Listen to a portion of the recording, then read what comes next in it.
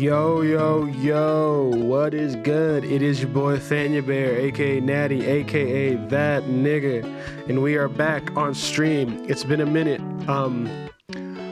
For those that saw, because some of you may have not seen it, and that's totally fine if you haven't seen it. I don't think you needed to, but for those who did, I issued an apology for a very, very, very frustrating time for me this week earlier.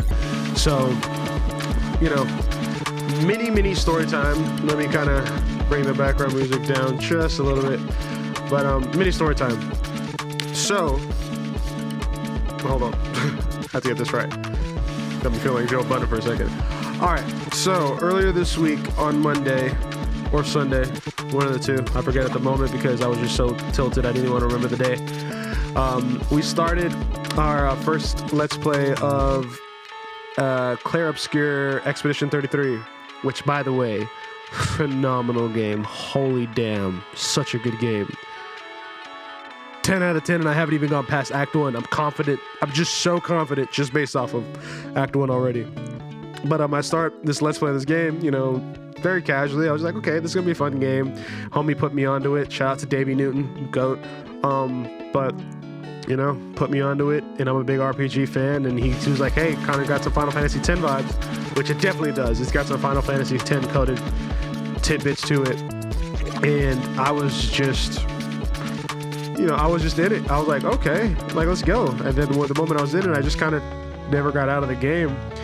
And the first stream was like 5 hours. Cool, awesome. But up until this point, which is wild because I've been doing this streaming thing now for about 4 months, and I'm also an audio engineer by trade. But the mix was never really kind of what I wanted it to be. So, and hold up, the homie takes it in.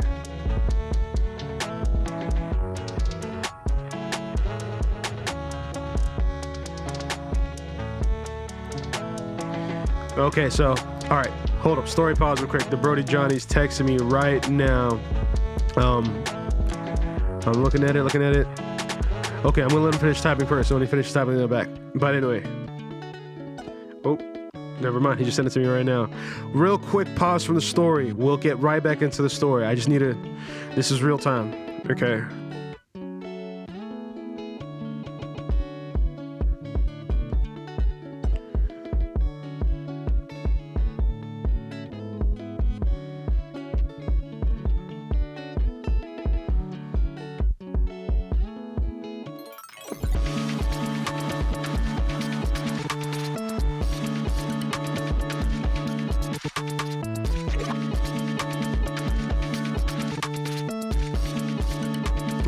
Okay. For those not knowing what's happening right now, my homie Johnny just texted me, but he's not just my homie, he's also my coach, actually. Homie turned coach. And he's just sending me like a really cool script idea for YouTube, so I'm just kind of looking at it right now, which so far the script is solid.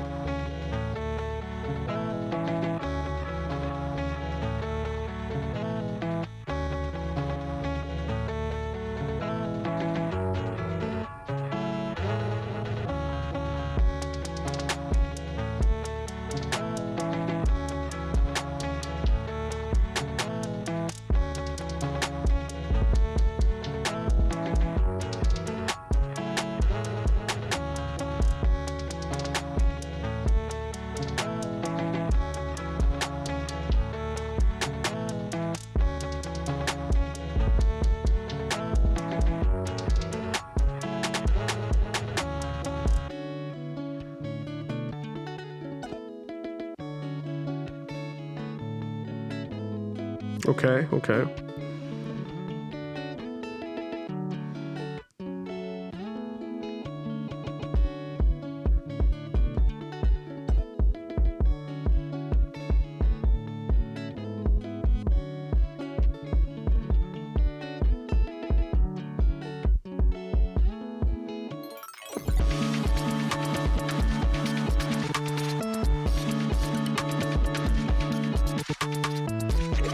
Yo.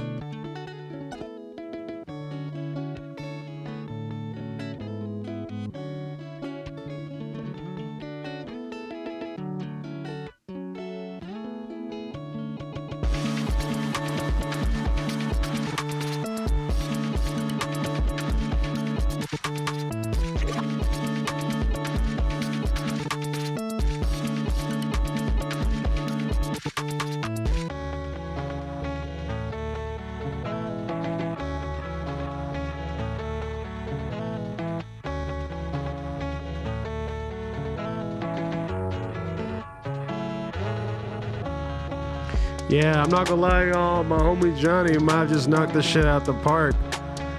This script he just sent me is fire.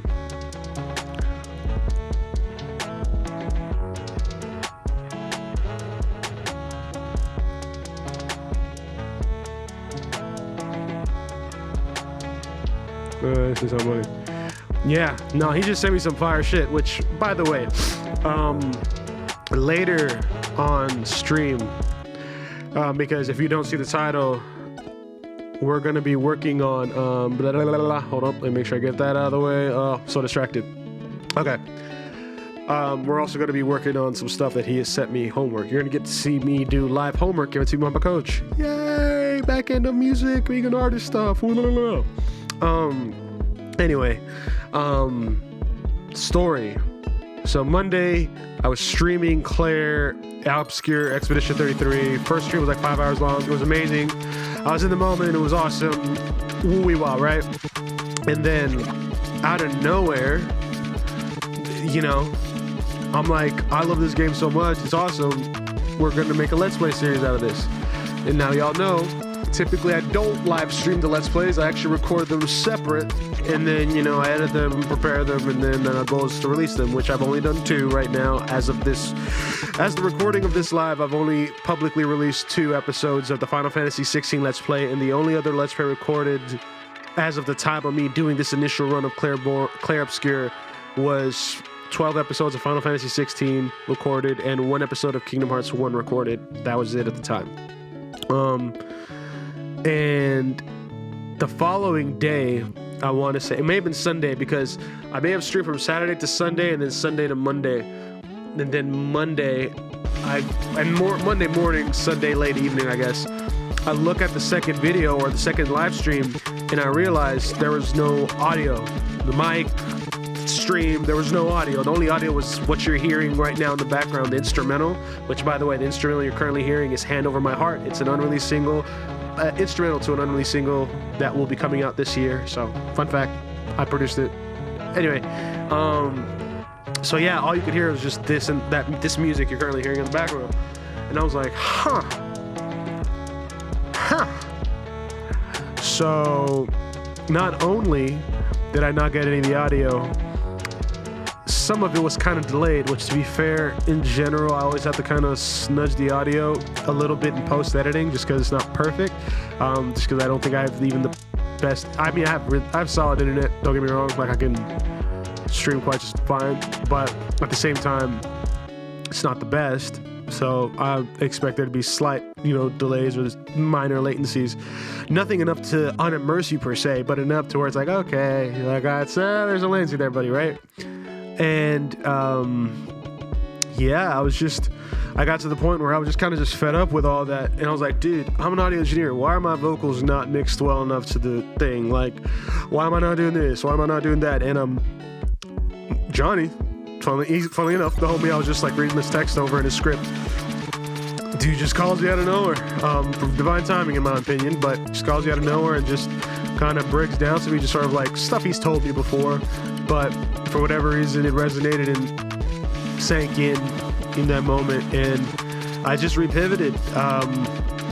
Instead of powering through what would otherwise be a relatively mid Let's Play series, which to be honest, there were some fun moments, but not as much as the new Let's Play. Like literally, I decided to say, F it, I'm gonna think this through. Did some GPTing, did some, mental mind mapping and just restructuring of the stuff I've already done, the work I've already done. For instance, like the week pre-cap and recap notes, that's been huge. And a good amount of y'all have been along with the process. And if you pay attention to the ThaniaBear Plays channel, which is my second channel that you should go like, comment, and subscribe to, by the way. Shameless plug.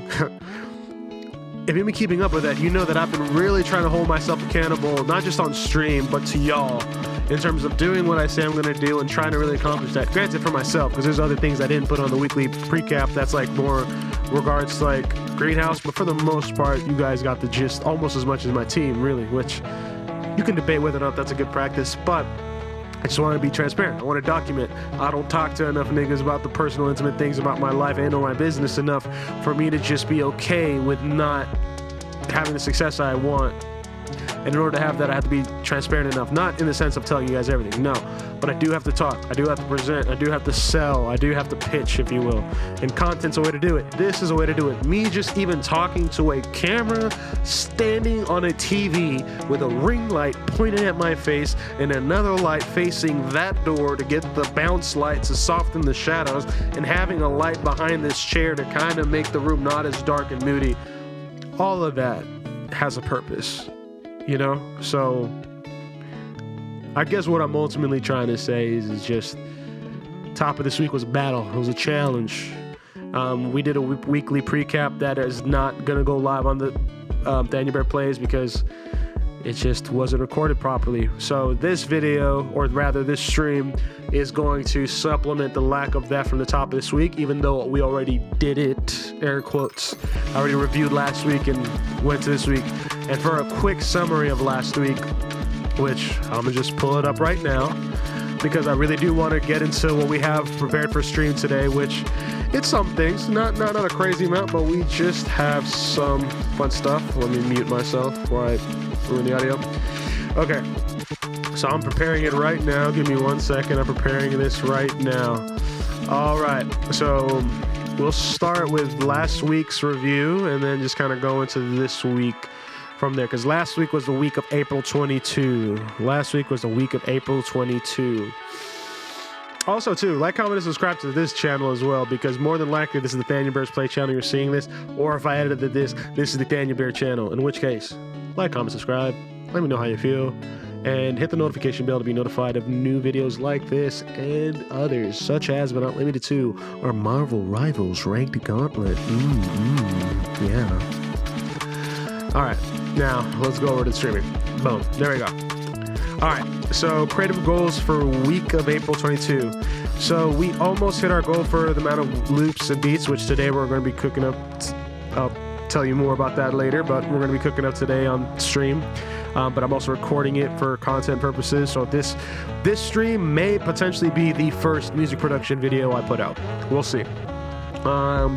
Work on guitar performance, focus on playing cleanly without stopping. We kind of touched on Fluffy, but really did mostly Playing God. Did not learn the new Breaking Benjamin song or continue with Gravity, and we did get some legwork in on the etudes and the thumping exercises. Right now we're just cleaning up etudes 1, 2, 3, even though we have them down, and then still workshopping etude 4 for Manuel Gardner's Modern Techniques book.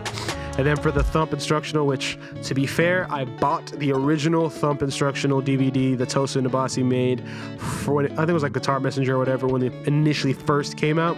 But my foolish and idiotic self did not take care of the disc, 1. 2, After like the first 5 or 6 exercises, I got cocky, as I almost always do when it comes to things I think I'm capable at, which these days I don't think I'm capable at anything, even though I believe I'm capable of everything, simply because the amount of loss of growth I had from just believing that, and it caused me not to do the work. I never ever want that possibility to even exist again, like logically and fathomably. So maybe overcorrecting, but nevertheless, making up for that now with luckily this piece of YouTube content, which this guy, I think outside of like the technical exercises, he goes right into the licks. So it's just like the main thumb licks that Tosin addresses, because Tosin goes to some mechanical stuff like, just getting used to the thumb, then you use the thumb and index, and then the thumb in the middle, and then the thumb in the ring to get groupings of 5, and then it gets more complex, like interesting groupings of 4 and 6. 4, 5, and 6, I want to say, because he uses like the A, because whenever you play guitar, fun fact, quick guitar tidbit for those who want to know about right hand technique, whenever you're reading like guitar tablature that notates what fingers to pick the string, thumb is typically P. Why? Could care less. Thumb is P. Index finger is I, aptly so. Middle finger is M, aptly so. Ring finger is A, and pinky, I have no clue. In my personal theory, thumb is T and pinky is P, but I guess in classical traditional technique, you wouldn't use the pinky, or that's not commonly, I don't know. Do more fact checking. I don't care enough to Google it. But as far as you should be concerned, that's generally speaking what you're going to be looking at, any typical tablature on right hand technique, and just in general, just to know, because that is very much a thing, especially on the transcriptions for the thump instructional videos. So do with that what you will, y'all. Have fun. But anyway, we did that. We're not going to be tracking vocals for a minute, but I'm having this there because it's the first task. We knocked out our task for Bogus. I still need to get an update on how the show went for him, but so far, I mean, the tracks were prepared to the best they could. Figuring out a lead generation model and plan for Greenhouse. These are my goals and plans and what I'm trying to reach in terms of the mixing and mastering service consistently. Didn't get to workshop the ideas for Brandon. Art, we haven't really been working on art technically outside of just drawing and sketching, which is still good because I know like the certain mini exercises I should be doing to keep up the chops, but would like to do more. We only streamed Marvel Rivals and One Piece Reactions, which we're definitely streaming One Piece Reactions this week as well because it's not a break week. And we'll probably stream Marvel Rivals on Friday. We'll play that one by ear. And then education, that's the product is ready. It's just there's a couple other things I'm waiting for to move this needle. However, I did kind of figure out a marketing strategy kind of for the company. And so, yeah, overall, it wasn't a terrible week. We started late, didn't really get too much progress done, but more or less we're at. Now, April 29, make a poster for May 9th event. I've already made the poster, but we're perfecting it right now. And today was the meeting with Telebella. Some cool cats, man. Cool ass dudes, dope ass creatives, musicians, and producers. I'm pretty excited to kind of just bring them into the fold of just the team and just kind of the vibes we're going to be making. Now, tomorrow, which is Thursday, the Larry G concert. Unfortunately, I don't think I'll be able to make it because of the work I got to get done at the studio. That being said, I love you, Larry G. Always going to be close to my heart. I love your family. And more importantly, I'm grateful for having the y'all's presence in my life. So, always, just words mean nothing to most, but I mean those. So, unfortunately, won't be able to be present. And I'm probably going to text you this anyway. I'm just saying this on live because there's a performative nature to this to some degree, but the reality is still very much the same. Love you. Now, submit 4 to 5 loops and beats, which today we're going to get what we can get done. Genres, I'm not going to get too married to this, although this is like the kind of vibes I'm trying to curate for myself. Dark, alternate R&B, melodic math rock, and neo-folk. Actually got to work on Playing God pretty decently. I've worked on some thump stuff just in between, like, streaming and recording Let's Plays. Haven't really touched on any of the etudes yet. I definitely need to master Iconic because I want to get the nightstand stuff ready for distribution. This is more so for goals, do homework given by Johnny Simplify Workflow, which that's actually, I did some of it. He initially gave me initial tasks to do, our first call, and he gave me a second homework that we're actually going to do together live. Granted, I don't know if I'll be able to share it particularly on the screen, because I believe it's going to be his like IP, you know what I mean, like his intellectual property in terms of worksheets and whatnot. However, I am going to have it on the webcam screen where y'all can see my reaction, and we're just going to discuss it in real time, and I'll be pretty vocal about kind of what I'm doing or what questions it has and kind of how the process is, because this is something I plan to do for other artists through, you know, intro to artistry, intro to music production, intro to audio engineering, like giving artists the ability to be their own independent record labels fundamentally, to create leverage and, you know, opportunity for themselves, and then from there monetizing that. So him doing this for me is actually very beneficial, because it allows me to offload a lot of the brain power I would normally have to do that for myself, and have someone who can really guide me towards the goals that are reasonable and practical, because he's already kind of done a good majority of it. So that's going to be pretty exciting. And this right here is my ThaniaBear brand content strategy update, which for those who don't know, my name is Natty, or I won't tell you about Guppy, but you can call me Natty. And my brand that I'm building is called ThaniaBear. I've been building this brand for quite some time now. I want to say since like maybe 2015, possibly even before than like 2012, but 2015 is, I think, more accurate. But it could be even longer than that. Actually, it is longer than that, because I've always had ThaniaBear, I think, since I made my Instagram. So yeah, whenever I made my Instagram, 2010, 2011, somewhere around there. But we started truly going into the content game, I want to say December, in terms of just consistently making videos, streaming, some form of public show of what we do and our talent and our gifts that we have and our art. And I'm still very much like learning and figuring this all out. I mean, to be honest with y'all, like this audit, like the mix of everything, at least from this video, I would hope that y'all notice the difference between this and some of the earlier stuff. I mean, just go check the ThaniaBear Plays channel. You'll just see how that's all unedited VODs. That's just real-time like stream stuff that I just poured it on to what's it called, to YouTube, you know. So just be wary. Like, your boy's kind of been really locking in and trying to figure this out since December. And what I figured is, from long to short form content, Twitch is the main hub, YouTube is the funnel, and short form is like the outbound aspect of it. So Twitch is kind of like the base. What we're doing right now, this is like a good majority of what I'm going to promote and share is going to be made from these Twitch streams. So currently right now, not only am I just streaming from Twitch, I'm actually recording directly to my hard drive. Now you might be asking, Natty, why are you doing this? Because prior to, you know, I want to say even like a couple weeks ago, or maybe so a month or so ago, I forgot, or for whatever reason, I've always aware, but never really intuitively paid attention until the Expedition 33 problem happened earlier this week. That essentially,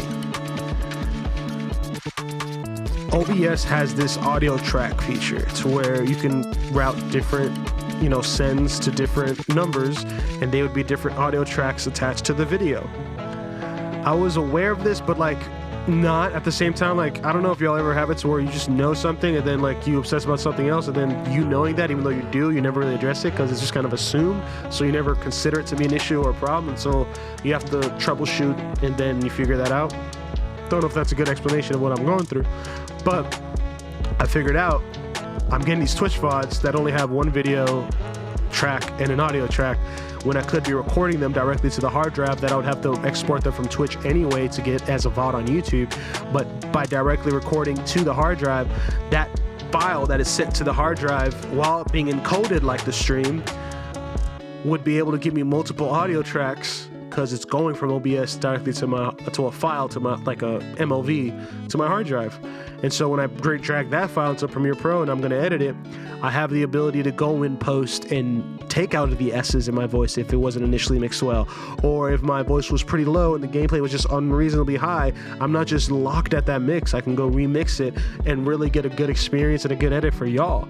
And just stuff like that, through just executing and just going through a bunch of failure, got me to this sort of like, I already was doing this, but it really cemented the, okay, whenever I'm doing stuff like this, that's not a Let's Play that I don't want to be public, because I want the Let's Play to be these experiences that you enjoy with me on the YouTube and nowhere else, outside of maybe the unedited version on my ThaniaBear Plays channel, like maybe a day or two after the initial release of the original video, so that way you can enjoy the pure unedited gold on YouTube as opposed to behind a paywall on Patreon, which I think some of y'all will appreciate, because I'm not trying to make money off y'all on Patreon for watching me do stuff and make content.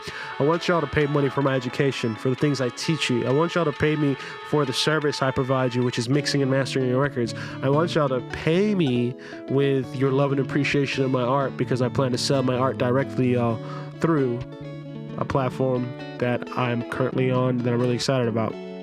So you see what I'm saying? Like, I want YouTube and Twitch to be where anything like this stuff, this is my room, y'all. Like, you're very much in a very intimate place. Like, my friends don't even pull up in my room, which, to be fair though, who would want to? It's a very, this is a dangerous place, my room. It's not hospitable to anybody but myself, so fair.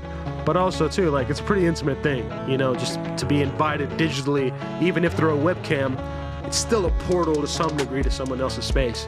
So my goal with Twitch is really just to not only show y'all and document the process, but just be as transparent as I possibly can, to be like, hey, this is the nigga making the art, this is the nigga making stories, this is the dude trying to add value into your life and learn principles of life. I believe in ultimate truth, and when I say ultimate truth, I mean that there is a true of things, regardless of whether we can or cannot know it.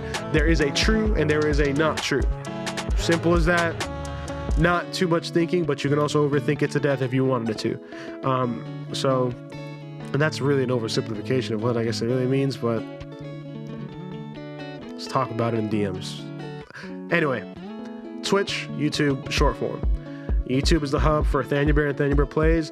Twitch is where all the content is made while concurrently being recorded directly to my hard drive simultaneously. And short form is how you probably heard about me, because I probably clipped something on one of these videos and or streams. Now, the type of videos on the YouTube, like talking head videos, we're going to go on the main channel. Stream VODs, like I said, on the second channel. Official audio samples and loops and song starters will go on my main channel. What are official audio samples, loops, and song starters, Daddy? I'm glad you asked, my dog.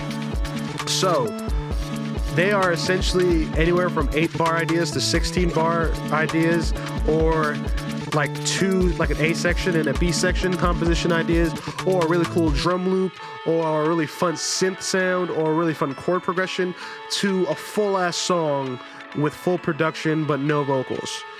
The range is vast on these, but I've realized that a lot of people just can't afford to either pay for studio time or pay for my services outright, because they're high-ticket services, even though I think they're relatively affordable and almost even cheap compared to what the industry kind of standard is, I guess, for the type of quality.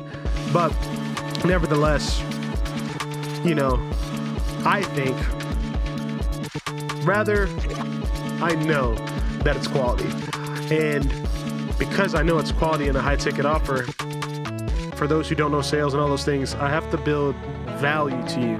You have to know who I am. You have to be able to trust what I say is just trustable. You have to just think I'm a trustable dude, a likable guy, which, to be fair, I'm not that great at being likable. So if you like me, hey, I'm off to a great start.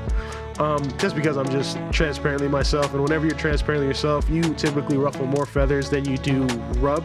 But nevertheless, that's going to be a way people can collaborate with me musically and creatively for free. Granted, share with me what you're working on of those ideas that you decide to sample and or use, because if I find out about them from like some of my audio recognition, like back-end stuff, that someone's using a sample knowingly following me or aware that they got it from one of my public channels and did no way credit me in any way, shape, or form, or reach out to me to get like my IPI number or some form of compensation, I can DMCA strike you. It just is what it is.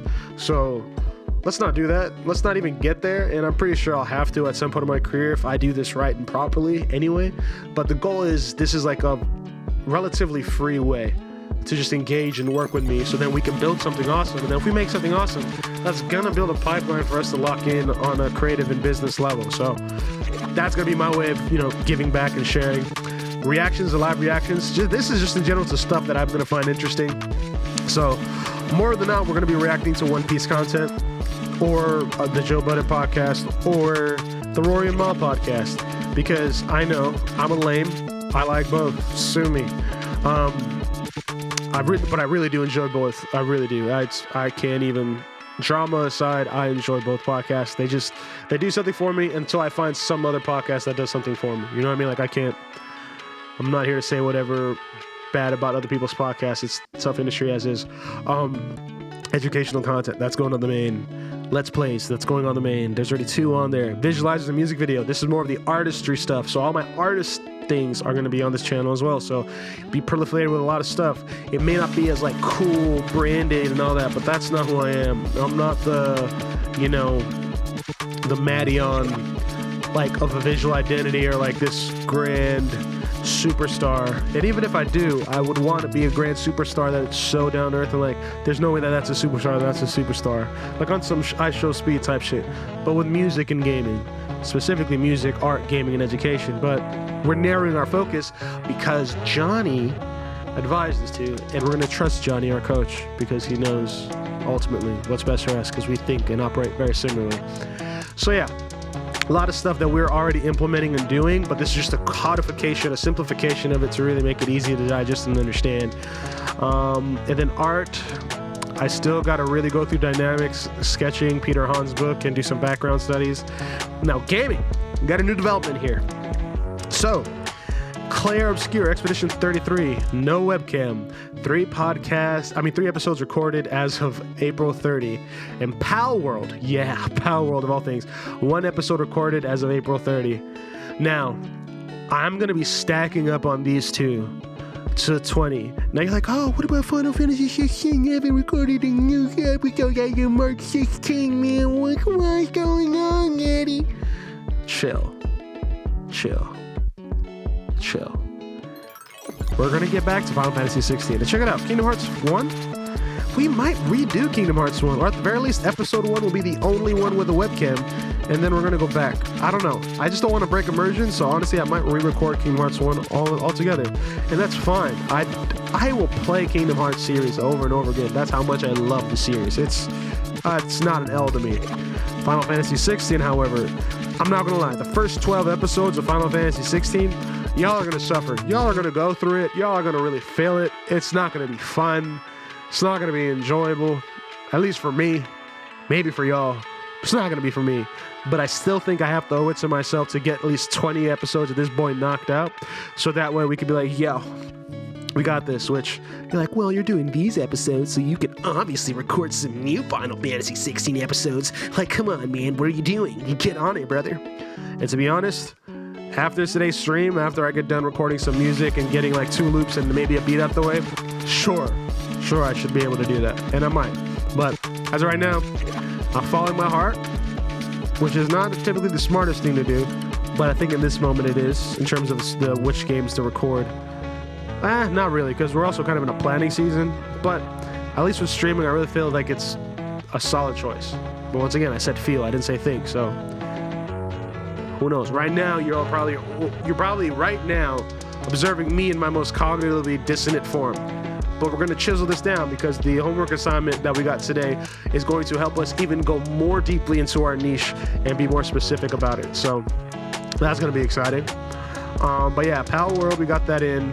And this week, we had a chance to stream Fortnite the other night, but we're busy recording Claire Obscure and Pal World, which I'm pretty sure the next opportunity to stream Fortnite will show itself. Usually it's with Vel, so whenever we do a Fortnite stream, almost always expect either Vel to be on there or even Q. Shout out to the New Earth gang. I love New Earth. Dope dudes, fun, amazing creatives. Marvel Rivals, and then One Piece reactions, which we're of course going to get a One Piece reaction in. To be honest, we're definitely going to get a Marvel Rivals session in because we always get a good Marvel Rivals ranked. In fact, I actually think I recorded a Marvel Rivals ranked this week. So we didn't stream it, but we definitely recorded it. So next time I'm going to do both like I'm doing right now, where I'm going live and recording at the same time direct to my hard drive. So I'm honestly going to put an orange, even though I'm going to put it orange, even though we're probably going to make that a green by like probably tomorrow night, especially with One Piece. And this, we're not going to be able to touch this week. I already know it. Now, the Sig Money briefs, I do have to look that over. And of course, the Greenhouse Media Group content strategy, which we're going to use our course as our content source for all of the ideas for our content, as well as repurpose other viral educational niche content with Greenhouse design and iconography, and the occasional stitching for myself as far as like my thoughts and opinions on the matter, especially with breaking news in the industry. I think that'll be dope. Granted, it wouldn't be breaking because we'd be doing it delayed from the initial breaker of the news, but that's content I do think can proliferate not only the Instagram for Greenhouse, but the TikTok as well. And then spec ad campaigns based on company values and beliefs. So pretty fun stuff. As far as the content strategy, which this is going to be more team intensive, but I'm just excited to do that and work on that. So that's going to be exciting. But yeah, I mean, overall right now, we're not doing horrible for this week. And to be honest, all that matters is really making sure our music goals, these guys are getting as completed as they can. And with our gaming stuff, that we're just kind of pushing the needle forward slowly but surely, which these two boys already make me feel good just about the week. Haven't really recorded anything new for these guys, which I like that. Making it green whenever I record something new that week. Pretty cool. Obviously, these guys, nothing new, but we could probably change that pretty soon as well. Like, I'm really excited and open to both, genuinely. But yeah, no, that's more or less our kind of week in review. Nothing too crazy. Now, I kind of want to sort of transition into the homework that Johnny has for me, and I'm gonna read y'all the instructions. So let's transition over here really quickly. All right, so hold on, I'm just on that.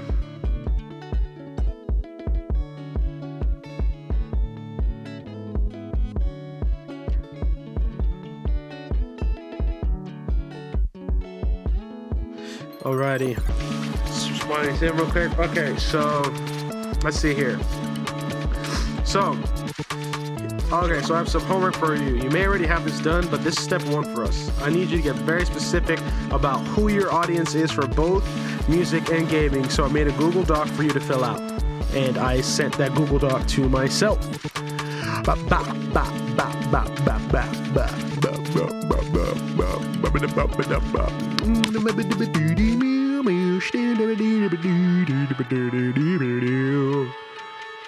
All right, cool. All right, now, all right, so we have the Natty Niche Finder. So I am going to take this, and then we are going to go into a new document entirely and put it yonder. All right, so it's split into two categories, one for music and one for gaming. All right, so question number one, who do you feel the most passionate about helping? Now, this is for mixing and mastering services. Who do I feel the most passionate about helping? Which luckily, we actually have an answer for that.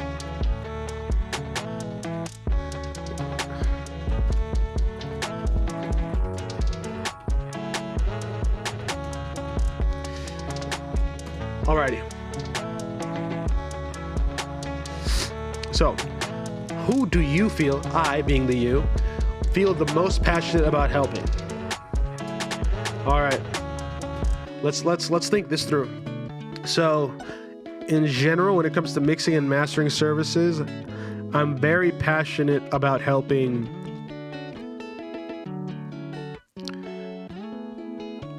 to be honest, whenever it's a mixing and mastering job, I just want to help make amazing art, so it's a bit too general. So let's narrow down. Who would I be very, very excited to work with? I would be...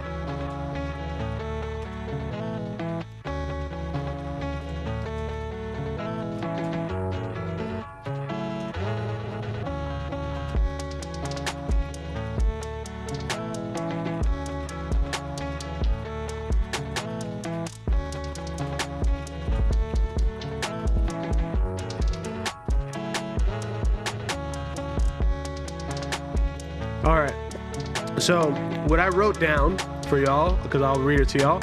So the first question for mixing and mastering services was, who do you feel most passionate about helping? I would be very excited and passionate to mix and master new talent making exciting music, which right now is like any artist that sounds like Playboi Carti or is inspired by Carti. Yeah, or inspired by Opium Sounds.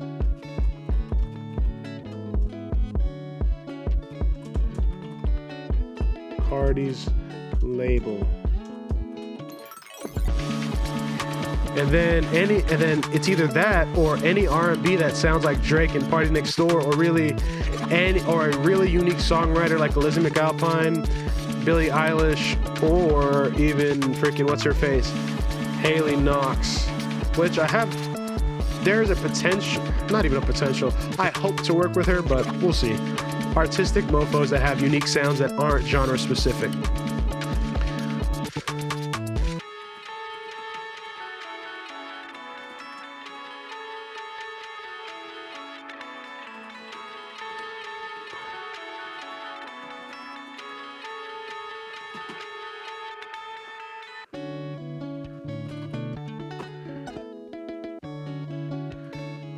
Yeah, okay.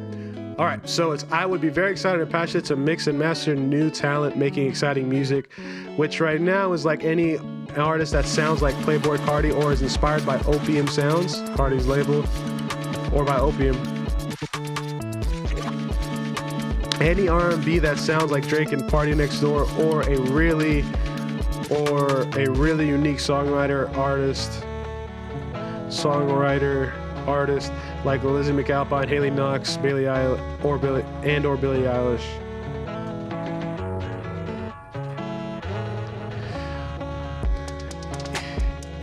Essentially, artistic people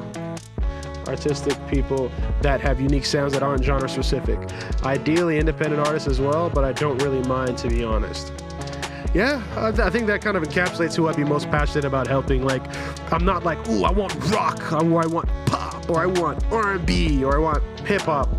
No, I want all of it. I don't care. I just want you to make something exciting that makes me feel like it's a blend of stuff that you like. And it might be hip hop, it might be country, it might be bedroom pop. But I find myself leading into like this rage trap sound, you know, that dark alternate R&B sound, or like that newer kind of folky sound, which, to be honest, you know, TLDR, if we're being real honest, y'all, like super duper honest, remember my week pre-cap notes where I had my loops in the genre I make the loops in? Dark alternate R&B, melodic math rock, and neo-folk? Yeah, that's honestly what I would describe my audience. So, in a way, we already answered this question, but the journey was very important to, still get that done, right? All right. Now, what genres are you already experienced with, and where do you consistently get great results?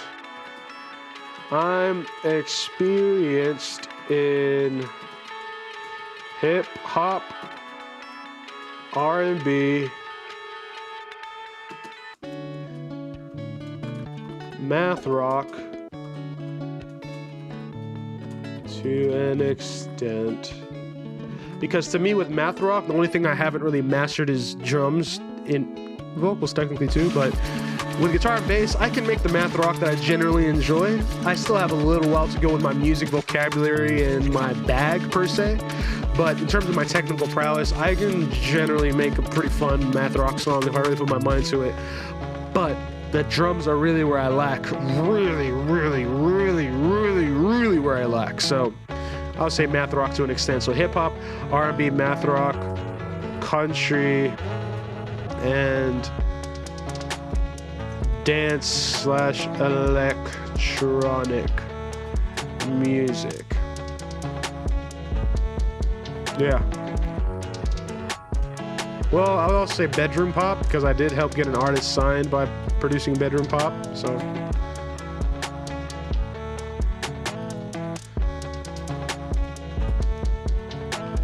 Let's see, and where do I continuously get great results? I continuously get great results in R&B, bedroom pop, and dance as of recent. Yeah, I would say so.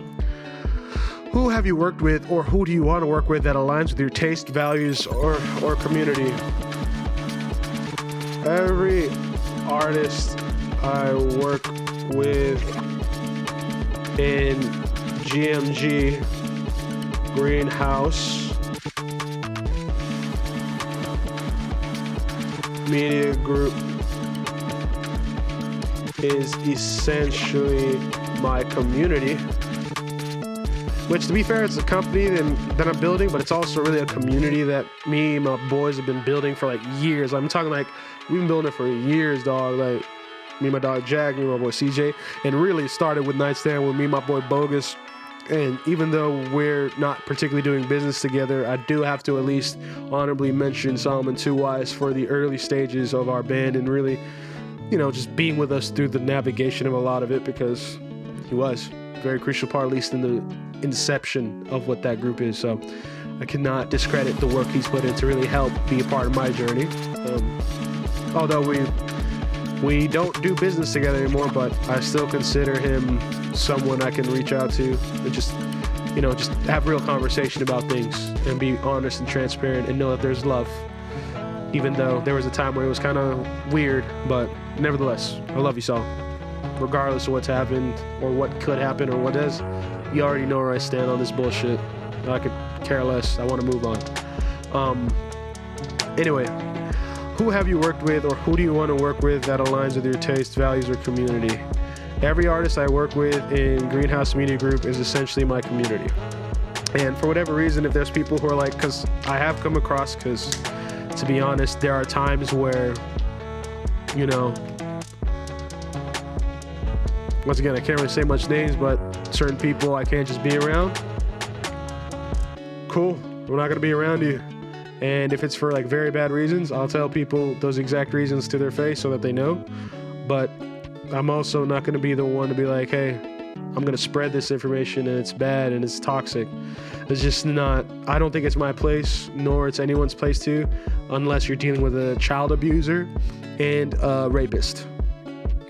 Child abuse and rapists, I think, unfortunately, you don't get the benefit of a doubt in someone protecting your innocence. But because you didn't care about someone else's innocence. Even murders, you know what I mean? That kind of stuff.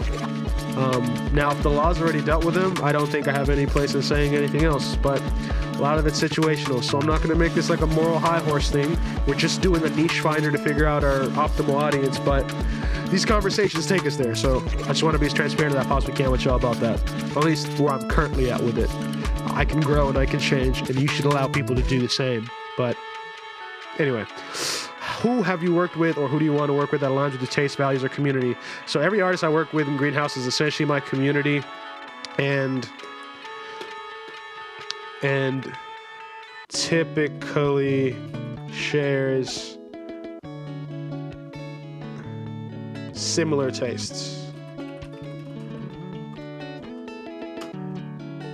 That being said, I enjoy working with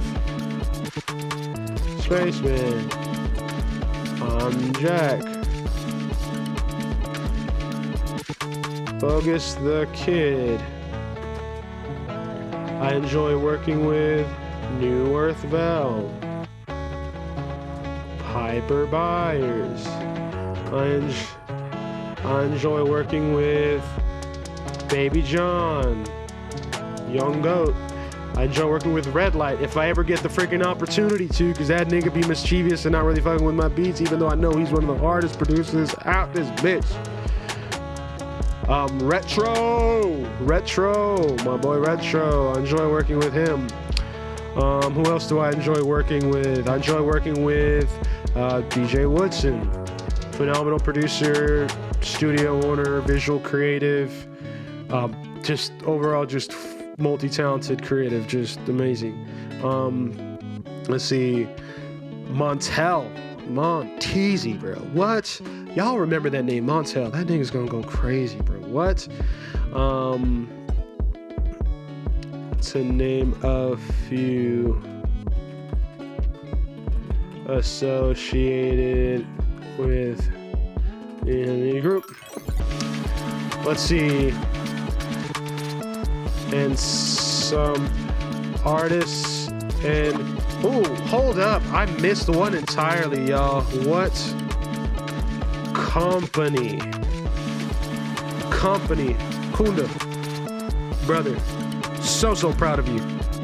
Just go listen, be ready for the dawn, y'all. The dawn is coming and it's gonna be great. Be ready for the dawn. Anyway, back to stream.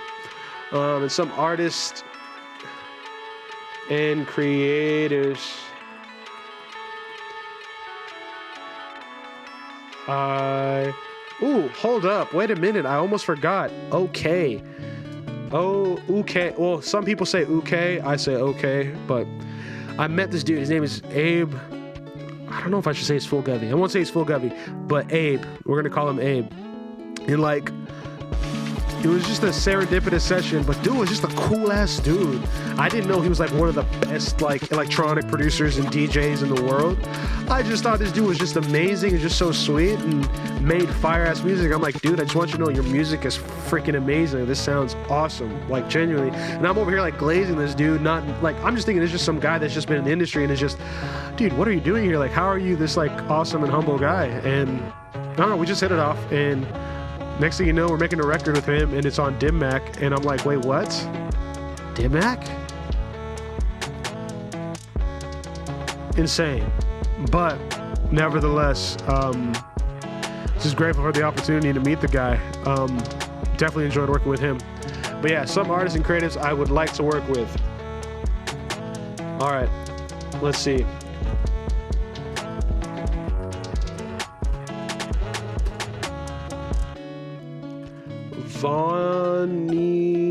Kage, or just Vaughn, but he's from here, DFW, art-based artist, one of the most creative niggas I've ever met. Yeah, him and Heavy Benz, bro, them niggas are different, bro, like they're the creatives. Yeah, so Vonnie and Heavy Benz for sure. Heavy Benz.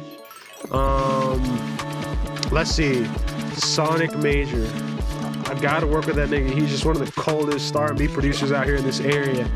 I'd want to work with Brandon Marcel. You know, very excited to work. Which Brandon says or size. Brandon S. Because I always butcher his last name. Just because I haven't mentioned you, I've mentioned Company and Brandon Marcel, and to me, you seem to be a very crucial part of their process, and I'm grateful you reached out to me. Actually, I reached out to you initially, but then you reached back out to me to work on the Company stuff. I am grateful to you, sir. You gave me some fun stuff to work with, and I still got to work up on the other record you sent me, which by this time you probably already heard what I sent you, but in the off chance you haven't, I am going to work on it. It won't be on this stream. It'll be off stream, but I will work on it. So yeah, Brandon Marcel, for sure. I want to work with that. I mean, we've sent stuff, but like, I really just want to be in the room and create something in the moment with him. Man, Cardo got wings, bro. Cardo got wings, aka Cardo. Bro, like, granted, I think at this point, I'm thinking too much of like working with him as like, not even a fan, but just like someone who wants to be considered a peer. Don't think I ever will, to be honest with you. Not to say that I'm not capable. I think I'm very capable, but it's just the idea of like, I hold that dude to such a standard, like I would have to really like outwork myself to such a degree to just feel comfortable being in the same room. But at the same point, if the opportunity happens, nigga, I'm gonna step up to the plate and fail as strong forward as I can. But yeah, Carter got wings. That thing was tough, bro. Tough.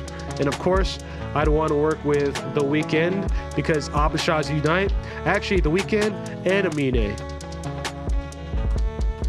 So The Weeknd, Amine. Who else would like I really want to work with? Sean and Polyphia. That's really it. I mean, not really it, but like as far as like who I'd really want to work with, and as far as like tastes, and like I just really, it's all taste, to be honest. Because as far as values, I don't think anybody particularly shares the exact same values as me, or I mean, even if it was close, like I don't think so. I just think I'm too obscure as a person. So I don't really try to like work with people based on my values. If that, I don't know, does that make sense, or is that just too empty and fake and unartistic of me? Let me know, because I'm totally open to understanding if I'm just not an artist or creative at all. I'll embrace it if it's enough of an objective opinion on that. But yeah, that would seem to be my answer for that. Now, what's your unique angle or style? I abuse guitars and manipulate them.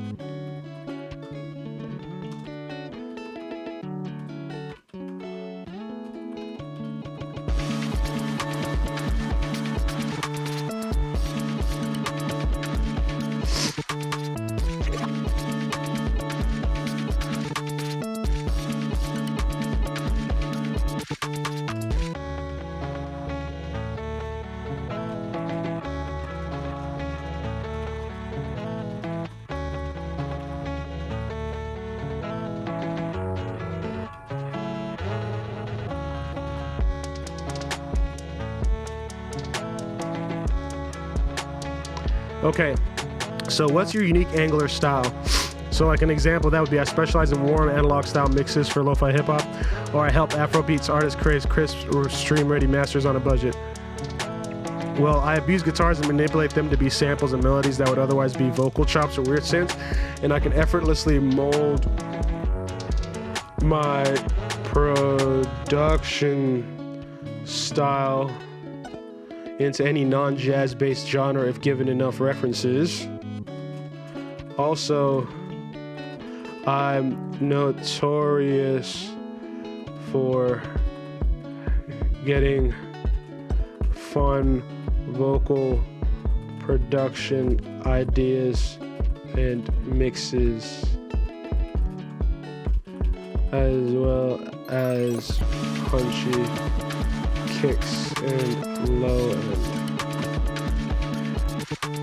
All right, so what's your unique angle or style?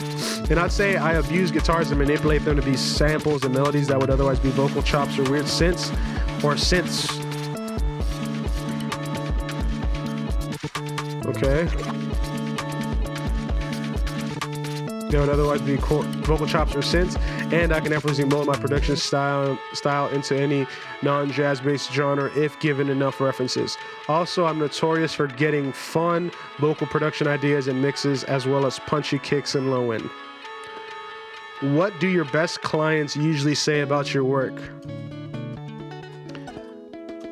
They usually say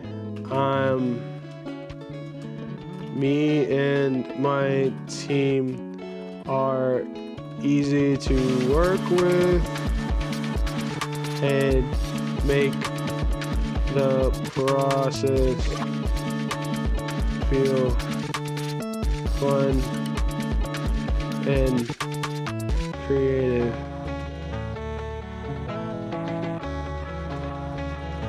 Usually bringing out the best from each talent.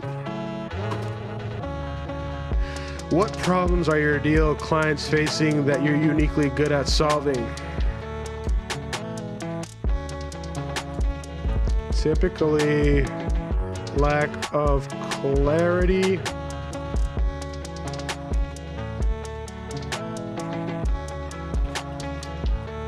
at times muddy vocal mixes,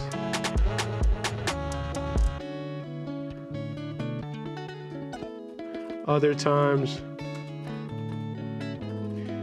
making more space in the stereo field or more for the tracks, instrumental tracks.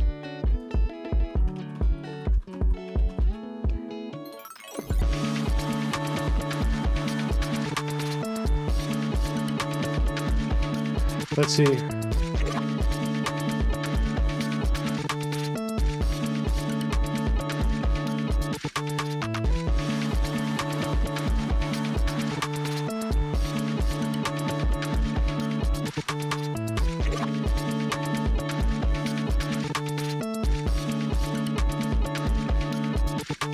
Cool.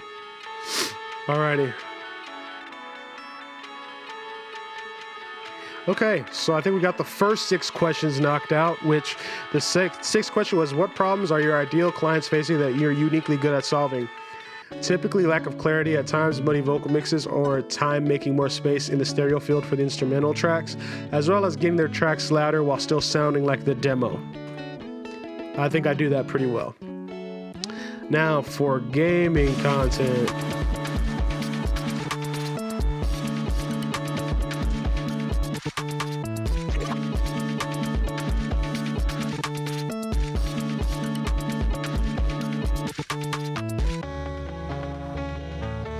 Okay, now for gaming content. We're moving on to the gaming content section.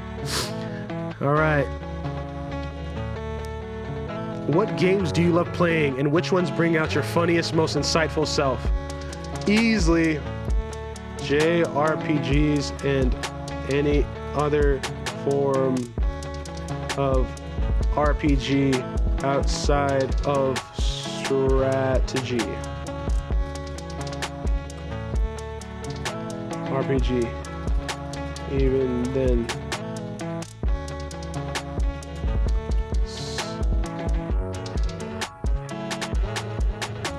Sid Meier's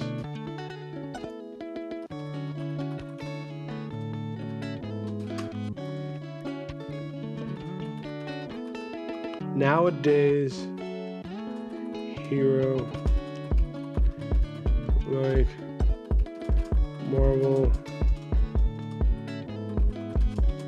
Rivals and Overwatch are my FPS fixes.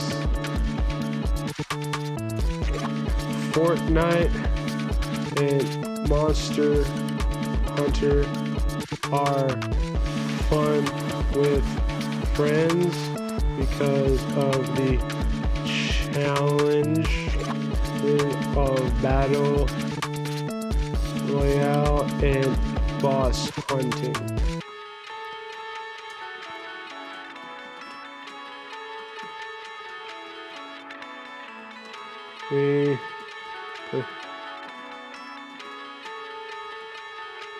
Final Fantasy, Persona, Kingdom Hearts, Dragon Quest. Let's see, Dragon Quest. What's another? Lost Odyssey.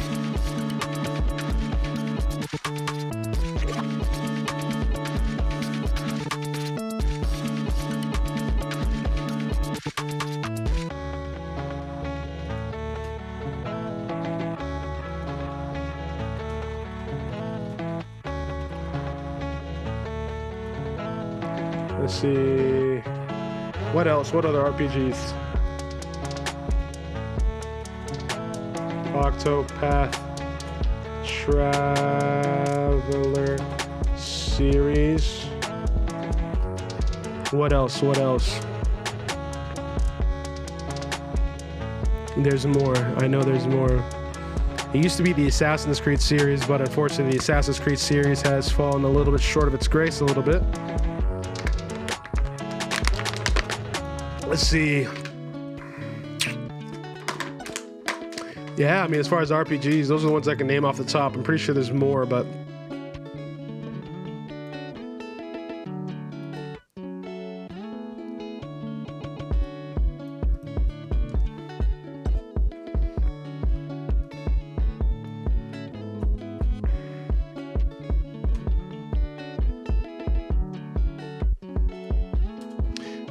Yes.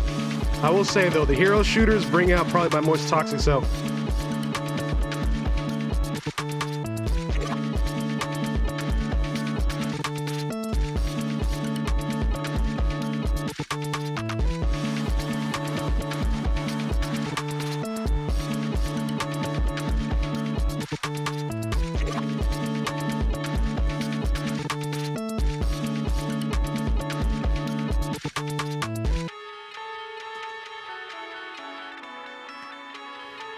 Okay. Which type of gamer are you? Am I a competitive gamer? Am I a chaotic, funny gamer? Am I a chill, relaxing gamer? Am I a story-driven creator? Am I a strategic gamer or a speedrunner? See, I live... Let's think about this for right now. As far as the type of gamer I am, y'all see me play these games, those of you watching these YouTube videos and Twitch lives. I would probably say chaotic funny. Oh shit. First of all, I need to look at chat more. Shout out to fucking the boy Vel in the chat, even though my ass ain't even paying attention. I'm over here doing this shit on one screen. Anyway, chaotic funny. Honestly, the Brody knows me pretty well, so I would say chaotic funny seems to make the most sense. Because here's the thing, I don't be thinking I'm funny, which I'm gonna turn on the AC, so apologies for the noise if y'all hear that. But, you know, I wouldn't consider myself funny. I don't find myself to be funny, but, you know, to his point, I have this unintentional hilarity that comes across. Y'all probably seen it, but, so yeah, chaotic funny, that makes sense.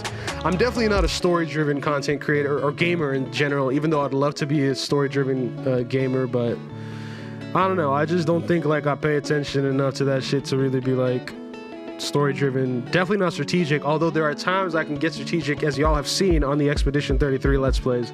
But once again, that's like for certain RPGs that I really know what the vibe's going on. So let's see, what type of gamer are you? We're gonna say I live in the chaotic funny category. Now here's the thing though, I would say I'm somewhere in chaotic category, the chaotic funny category, and like level grind, like farmer persona. like farmer slash grinder persona.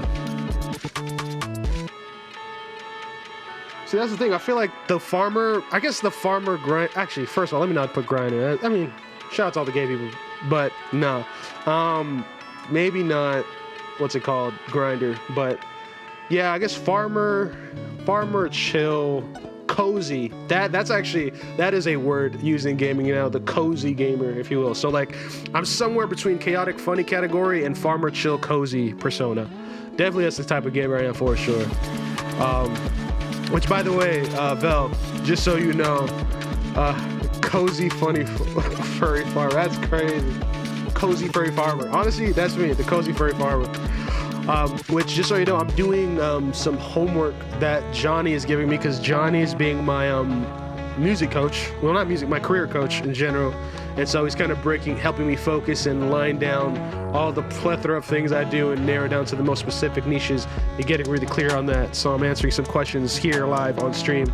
I'm not showing like the full thing, but we're pretty much going through it together on stream. So just to kind of get 2 birds with 1 stone. And then after this, we're gonna go cook up 2 loops, 1 beat. And then after that, I am done for the day and I can either play games or record more Let's Plays to be prepared, which I'm probably gonna do that, but we'll see. Anyway, question 3. What part of your personality do people seem to love the most in real life, and how can you lean into that in stream? Well, we've already said I can be pretty chaotic, and the chaos typically comes from it's really just I get passionate very randomly, or at least on topics that people wouldn't consider to be a topic worth being passionate about. Henceforth, the chaotic nature of it, but it's also funny and obtuse because it's like, nigga, why are you happy or find that funny while this whole other thing was actually the funny thing? You know what I mean? I just have a different lens I see things through.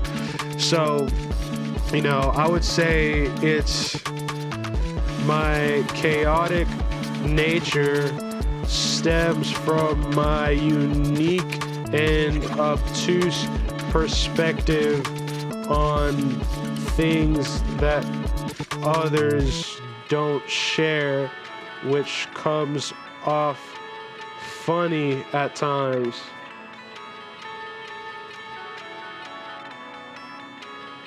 Yeah, no, I definitely think it's gonna level up my productivity quite a bit. I mean, it's already, to be honest with you, bro, we had the conversation on Tuesday or Monday, like the initial thing to start all this, and I already feel like I've made way more progress in literally the past 48 hours in terms of, oh, I've actually recorded multiple episodes. Oh, I've actually edited and made graphics and stuff to move the needle forward for like shows. Oh, I've also like organized all the contacts that I'm gonna have to start, emailing in different Notion sites and Excel sheets that Jack is going to help me organize and optimize. Like, genuinely, even just having another human being just say things and process it from a level of knowledge, because he's definitely further than me in a lot of that stuff and has done similar things long enough to know where the fails are in them. So, and we think similarly too, which helps me a lot, because in him knowing how I think and go about things, it just helps him coach me so much better. Also too, I would like to say I put it in the work, but also too, I think I can put in more work at times. Anyway, what part of your personality do people seem to love most in real life? My chaotic nature stems from my unique and obtuse perspective on things that others don't share, which comes off funny often. And then the other aspect too is I think I'm genuine. I'm above average genuine. Average genuine in the sense that I'm comfortable being me, which helps others be them. So that's another thing with the cozy stuff. It's like, I feel that also is a part of my personality. Then how I can lean into that on stream is that if I'm able to kind of create a genuine environment in this space to where I can tell y'all literally how I'm thinking and what I'm thinking and how I'm feeling, my hope is that you could do that for you, and you being able to do that for you is going to move yourself so much further in your life, because you're going to have the capacity to express and to communicate. And having the capacity to express and communicate is very tough, because in this day and age, a lot of people just have a high amount of anxiety, and the the lack of these soft skills that were otherwise present because we used to have to talk to people. Now we don't. Now we can, talk to a camera and not really develop that kind of, human back and forth sort of deal. So I feel one of my strengths in my personality is I'm just above average genuine. Like, I really could care less how you perceive me per se, but I do that in such a way that I'm comfortable with myself. It doesn't come from a place of lack. It's not like I'm compensating per se. Although I will say in my youth, there was a time where I was definitely compensating heavy, but that was just from a place of insecurity. These days, it's more so from just a lack of awareness or knowledge, if at all, in the sense of really coming from a place of like negativity in that. It's really just me, just honestly being myself. Let's see. Now the next question. Who are the 2 to 3 creators you admire in gaming, and what do you think their niche is? All right, I can already start off with one of the first ones being the Game Grumps. Yeah, I get it, very white-coated, sure, but Game Grumps, they are just these goofballs. And when I mean goofballs, I mean goofballs, bro. Like, essentially...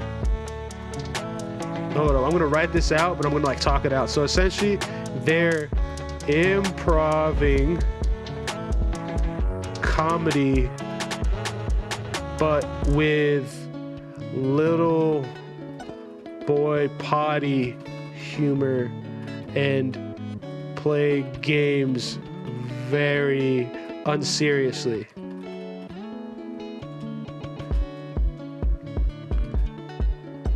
Also, the main host is an animator from Battleground days. All right, so Game Grumps, that's definitely one of the creators that I admire in gaming. Another one is Afro Senju, because one, black creator, and I know a lot of people are like, oh, this guy's a black creator, you like him, One, even if that was the case, yes, nigga. 2, it's very awesome to see people that look similar to me in fields that I otherwise wouldn't know if we can be present or not, because unfortunately the history of looking and having things that represent me superficially is not a pleasing history. So yes, it's good to see someone else that could potentially show me that I can be accepted and welcome in that, space. And Afro Senju is one of those. But on top of just being one of those in terms of being a black creator, he also makes very, very engaging gaming content.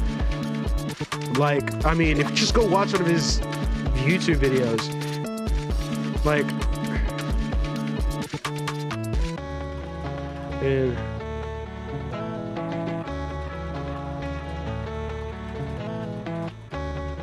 yeah, he definitely makes very entertaining gaming content. And to my knowledge, I'm not certain.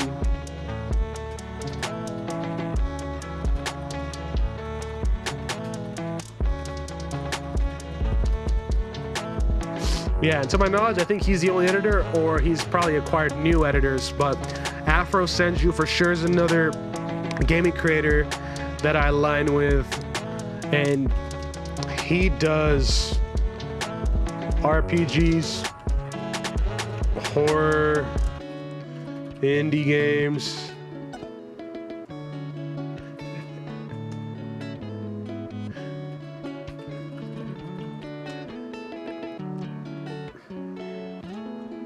I find, honestly, I would say he does more than RPGs, but he does RPGs, and that was how I found out about him. Actually, I think I found out about him through, like, it was either through a PokeTubers or through Kingdom Hearts content, because I'm a Kingdom Hearts stan. So yeah, I'd probably say like Kingdom Hearts content. And then let's see, we got Game Grumps, which they're definitely like serial Let's Players is what I'll call them. Because Game Grumps, they literally play like anything. which is awesome because like there are times where like big games come out. Like for instance, Aaron, who's like Ego Raptor, who's one of the main hosts, he loves Monster Hunter. So like when a new Monster Hunter comes out, Danny, his co-host, is usually like, oh, what do we got here? And he's like, dude, we got a new game. We're gonna play it. And he's like, oh, really, Aaron? And he's like, yeah, Aaron, we're gonna play it. It's gonna be awesome. Giggly Googa and like stupid jokes. I love them. They were some of my favorite white people. Awesome stuff. Well, technically Danny's Jewish, but that's the same, right? No, it's not, but socially speaking, it is. So we got Game Grumps and we got Afro Senju. And the last one on this list, even though there should be 4, I'm gonna pick 3, even though I could do more. My third one is gonna be Tony Statovici. Yeah, Tony Statovici. That boy. That is he Moroccan? No, he's not. Albanian. That's what he is. Albanian. Or at least that's what I remember. Albanian. TikToker. Gone YouTube streamer. He's hilarious, bro. This nigga Tony Statovici is like the subconscious mind of the new generation and all of its humor. Like I can't express it, but I can just tell like he studied like the nature of comedy, and not just comedy, but like marketing and like how to make things addictive and entertaining. Like it's just, he gets it. He's too consistent. Like, yeah, he's just too consistent at being hilarious and on the nose and culturally relevant for me to just not be like, yo, dog, this guy's different. He's hilarious, and his inability to play difficult games, initially anyway, is very refreshing and fun to watch because of his comedic timing. He typically plays Marvel Rivals these days, but really plays any game he finds fun. He also plays hard games like God of War is not hard. That challenge him. God of War series is funny. Cool. So we got Game Grumps, we got Afro Senju, and then we got Tony Statovici as the 2 to 3 creators we admire in gaming. All right. Now, do you want your gaming brand to feel more like a community, a comedy show, a music gamer crossover, or something else? Well, for the gaming brand, because to be honest with you, when it comes to games, I just want to be considered more of a community, because when it comes to music, I don't really plan on touring. I really don't. Like, unless, here's the thing. I may end up touring, and the only reason why would be it being a better financial option than other things. But to be quite honest, I don't want to have to be going everywhere all the time unless people are like demanding me. Like, for me to inject myself into that conversation, like, oh, I need to get on this guy's ticket, I need to get on this guy's ticket. No, I'm just going to get a bag from selling products and services that people enjoy and need. And as I stack that bag and accrue that bag, and people let me know that they really want to see me, and I see numbers that I'm like, oh, I could go here because of our streaming numbers here, or because of our YouTube audience here. I feel like if I did like a meet and greet or a show here, people would want to go to the show, and then afterwards we can probably hang out and or play games together. You know, like, I can see using the gaming to build a community. I'm not really trying to build a show per se, although the editing style can very much make it a comedy show. So yeah, I guess I'm trying to make a music gamer crossover. No, not even, because like I really want it as a community building tool.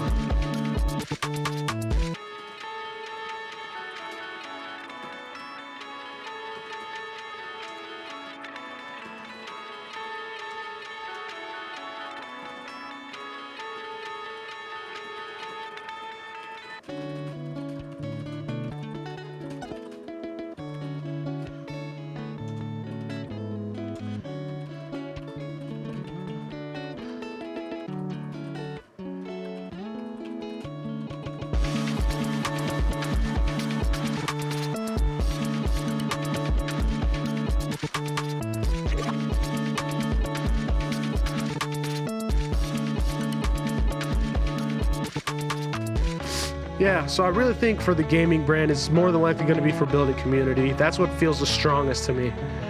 Now, who would love your streams the most, and what are they not getting from other creators? Honestly, I feel like people that would vibe with my content, which I don't know people who would vibe with my content, because I still think I'm developing the brand and the voice that will end up being whatever my content is. I just feel like younger guys would relate to my content more. As much as I would love to speak to women and, you know, be some voice or meaningful influence in their life, I just don't think I interact with enough women to speak to that, or to the just the female audience in any way that's, I don't know, meaningful. I don't think I offer really any value, even though, like, you know, there was a time where I would vehemently want to. There was an era where I was like, oh man, I gotta, you know, gotta include girls in this somehow. I don't know. So, and I don't mean that to be offensive either. Like, that's not something where I'm like, hey, fuck women. It's like, it's not that at all. But it's more like one of those things where it's just, I don't think about it like that. A lot of the stuff I think about, like, I don't know. And maybe that's the misogynist side of me. I can't, once again, I'm not saying I'm a good or bad person, but when I think of like dreaming and like striving for more and fighting through the muck and having grit, it's things that I see my mother do, as like women in my life do, but for whatever reason, I feel like men seem to relate more to those topics that I have and talk about. Also, too, in gaming, granted, in this era of gaming, now they're girl gamers as well as dude gamers. So I guess I'll be speaking to girl gamers, girl Kingdom Hearts fans, you know, girl RPG fans, girl musicians, you know, girl, I'm saying girl, like that's like a gender, you know, women, LGBTQ, which I work primarily with LGBTQ artists. So it's definitely like, I guess I would be more comfortable, or I feel like I would be more aptly speaking to a lesbian audience than I would do to a straight female audience. Like, I would definitely reach a gay lesbian audience before them. And even then, in general, I still think it would take a minute. So yeah, who would love your streams the most? I guess just younger adolescent dudes that are in bands. I don't know, like, you know, musicians who game. So like, musicians who play JRPGs and love manga. You know, visual artists who love anime and stylized art content. Like, those are the people I feel that would appreciate most, and they all would receive more context and peer into the mind of another creative like them who has a unique sense of humor and whimsy. That's all I can really think of on that.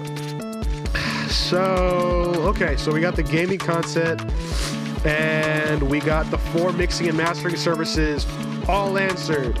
So what we're gonna do now, which if I had a sound bite for like, yay, I'll hit the yay sound. So hit the proverbial yay sound, Natty.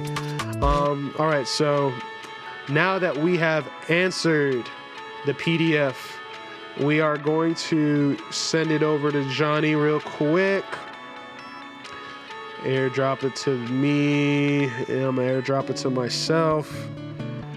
Okay, let's see, boom. And then we're gonna go here. Bop, bop, bop, bop, bop, bop. Bop, bop, bop, bop, bop, bop, bop, bop, bop, bop, bop, bop, bop, bop, bop, bop, bop, bop, bop, bop. I'm curious how much of a delay is with the music in my voice to where it would sound like I'm off time.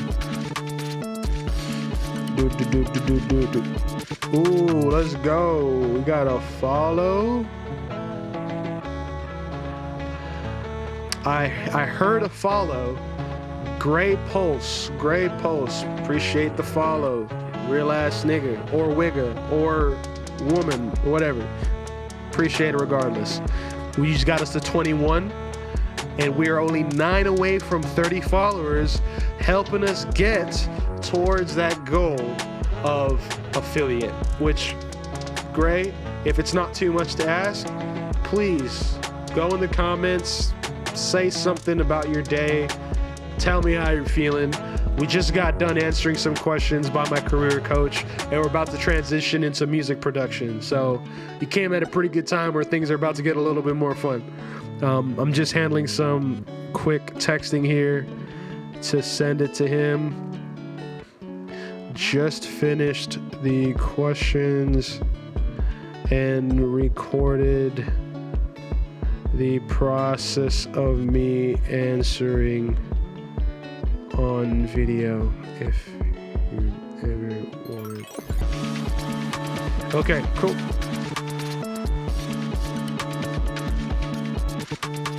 Lovely. All right, we sent that to Johnny. That is sent. Awesome. We got the first task out of the way.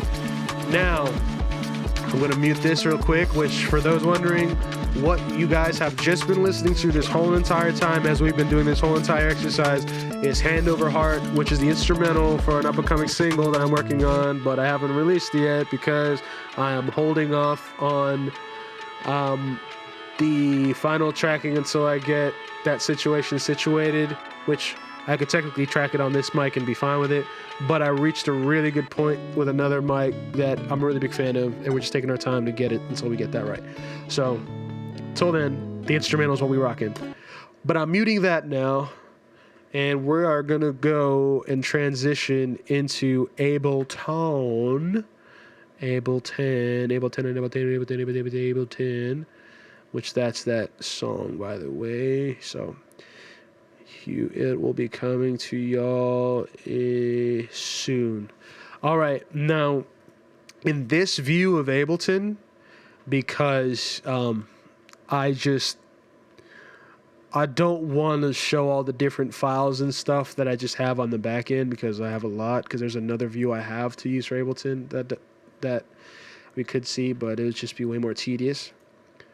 Now, I also got some new drums. My boy Jack just blessed me with some new Pharrell and Neptune's drums. So we gotta go crazy on them hoes now. You know what I'm saying? Like, I have to. It's almost like a requirement at this point. Just because of how fire them hoes are. Now let's see. I'm gonna throw them in the Natty folder real quick. So open tab, and then we're gonna take these loops, and we're gonna take. So we're going to take these loops from Juice and then get these drum kits, and we're going to transfer them over to Natty, and then we're going to go to the Untitled folder. We're just going to drag and drop them boys right there. Boom, boom, boom. Love to see it. Now, we have already sampled 8 years. 8 years has already been worked on, so actually, we're going to take off the green and make it blue, actually, because it doesn't need green, because it's already been made to a beat. Let's see. So, real quick, we're going to cook up 2 melody loops. The goal for today's cook up, we're going to cook up 2 melody loops, and we're going to cook up 1 beat, which the beat doesn't have to be like a full beat, but it definitely has to be, we got to make some drums, and we got to cook up to, which I'll probably pull one of these loops from Juice, which, for those who don't know, Juice Acuice, or Juice Acuice, dope producer, guitarist, kind of producer type musician. He makes really dope samples, and he's dropped his March kit a while back, and so he's got 30 some odd samples in here, and we're definitely going to use one of them for the beat, which we made 1 beat from them last week, and it was pretty dope. I liked it a lot. I got an artist currently working on it right now, and so we'll probably end the stream on one of those ideas that he's made. But outside of that, we are going to work on some melody ideas. I honestly haven't made a guitar-based idea in a while, so we can start off with a guitar idea and kind of work our way on the second one to be more of like a synth-based idea. So let's do that. Let's connect this boy up real quick. Let's connect. BitConnect. Right, BitConnect. BitConnect, my dog, my dude, my Brody. There you go. All right.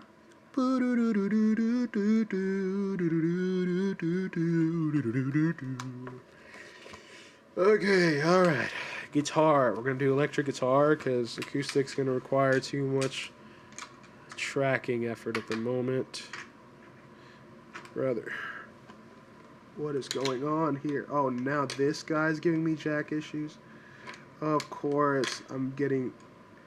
How does this happen with every freaking guitar, dude? Like, it does not make sense. Like, I need to get a washer for all these hoes. Anyway. Alright, whatever. We'll solve that problem as the day continues. Alright, so audio. We want this through our external headphones, and we're going to want this through the Thunderbolt. And then we're going to put this through channel 1. There we go. Cool. Awesome. Instruments. We're going to do Netty G2025. You gotta love it. Out of tune already.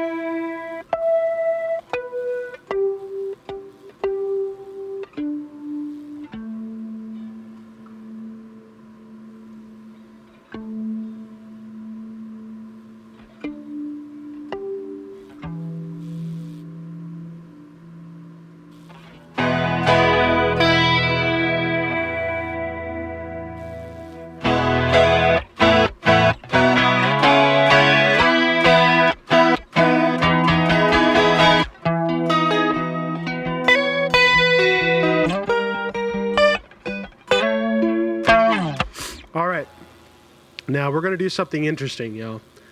Normally, I would just sort of kind of vibe out and not really think too much. You know what I mean? Ooh, Sora. Sora just got connected to ChatGPT. That's pretty crazy. Anyway, so let's see here. We're gonna do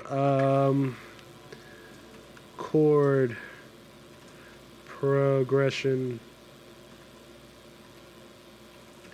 ideas for a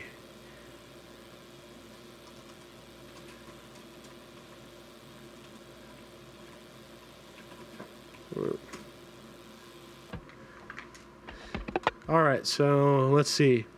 We can do a smooth, reflective, or dark and emotional sort of deal. So let's see, we got E minor.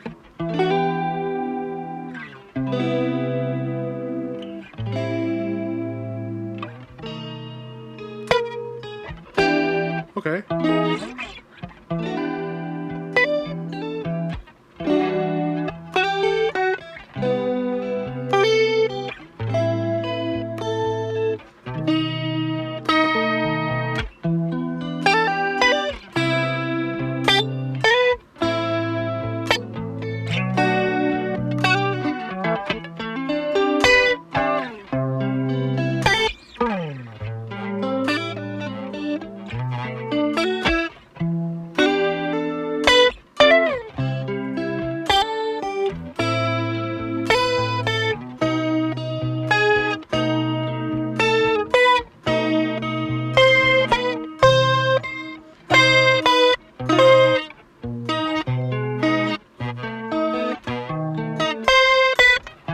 Yeah, okay. Dark and emotional. We're gonna try that. We like that chord progression. Now let's add some vibes to it, if you will. So we're gonna put an Uber mod. And then...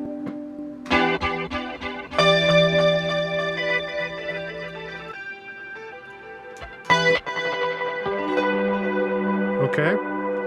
We're going somewhere with it. We're going somewhere with it. Just kind of follow the vibes. Don't try to think too hard.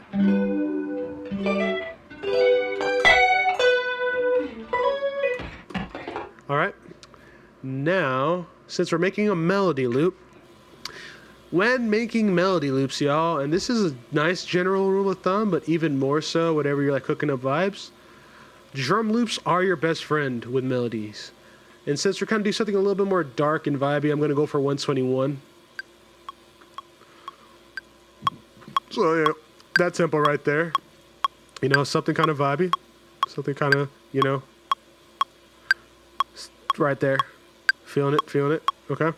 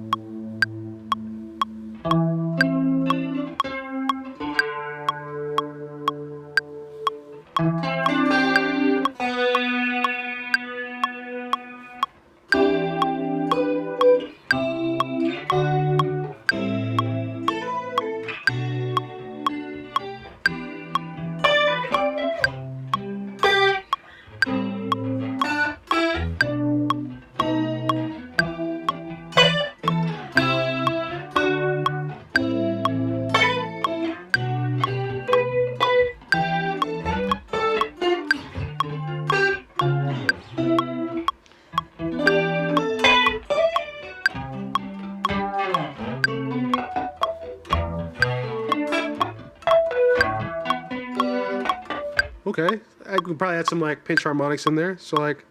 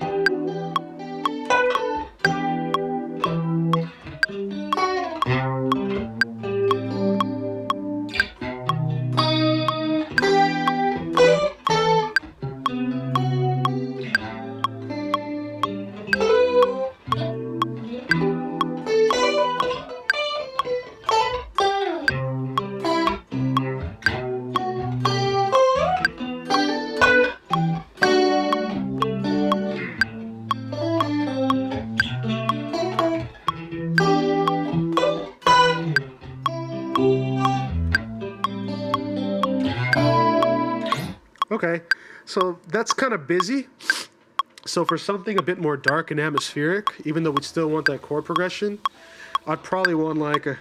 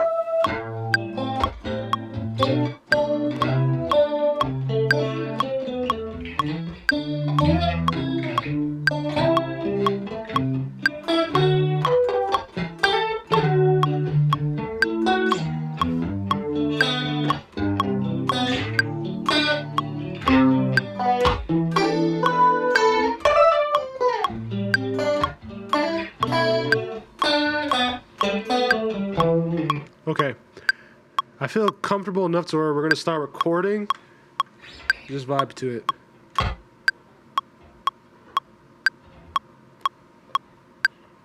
Oh, I'm an idiot. We're going for drum loops.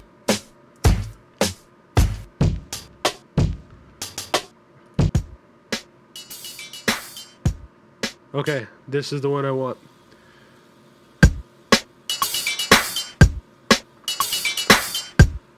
So if it's fun fast, it'll be vibey slow.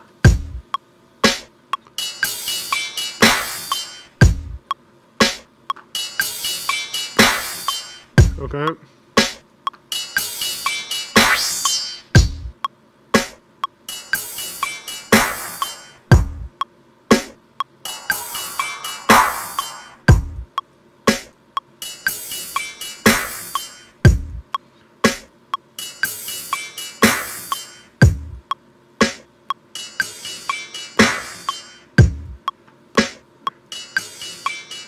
Okay.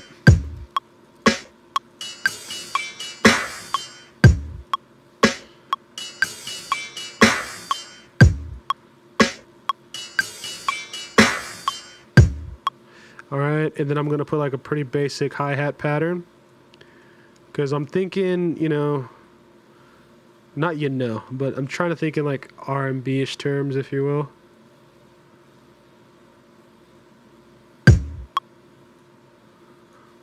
So do that. All right, so we're just gonna do straight two-step hats on that pattern.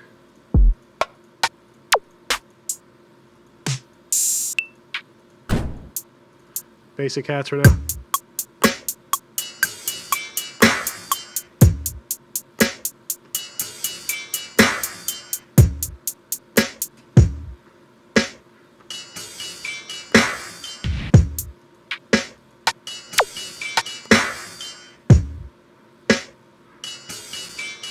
Okay, and then just a simple snare pattern on the 3 should suffice.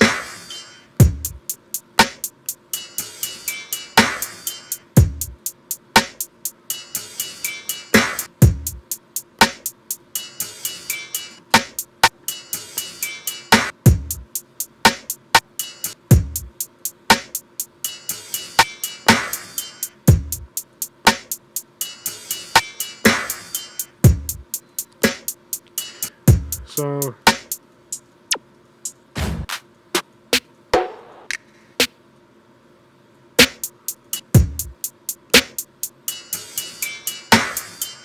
okay, kind of mid-ski, but not.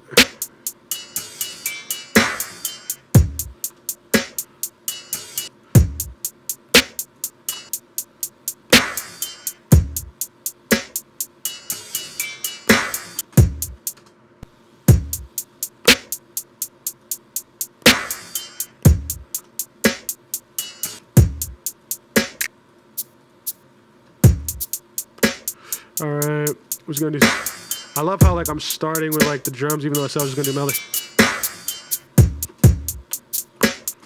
All right.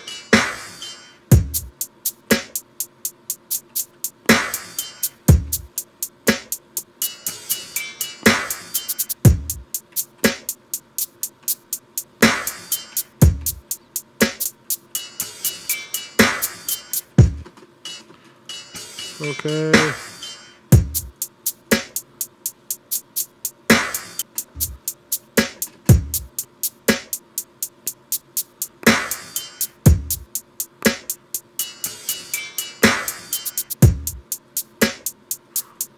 Hey.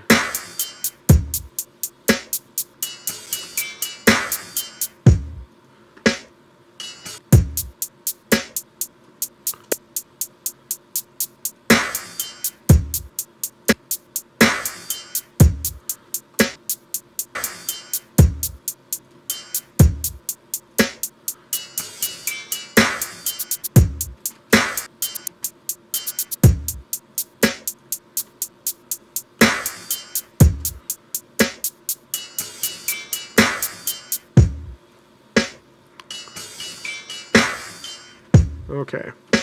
Kind of got something now from that. All right. And then now we just make that new loop the front half. Paste that. Slot.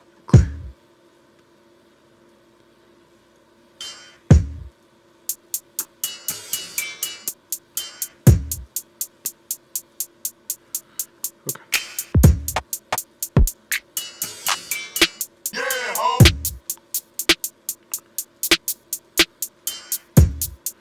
Okay, some basic.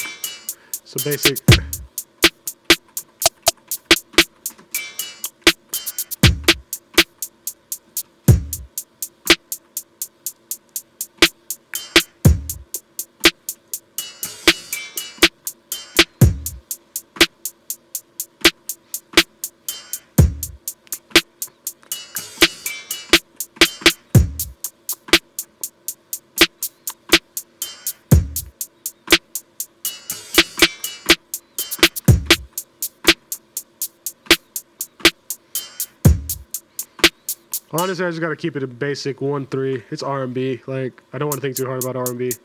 Just feelings, really.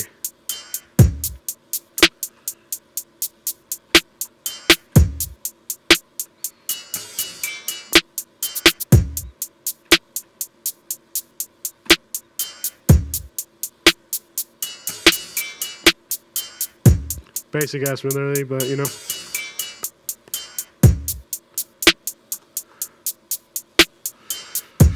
They quantize that.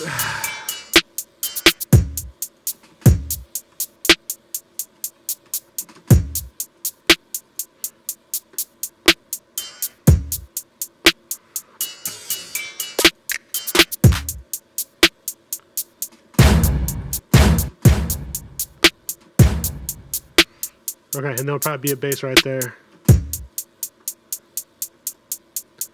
Probably a snap.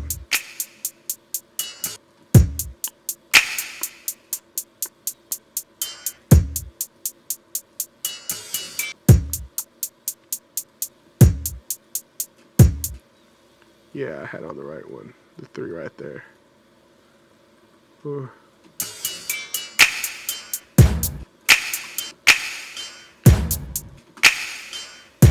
All right, cool. All right. So just really just loose drums to kind of get me going, some type of vibe.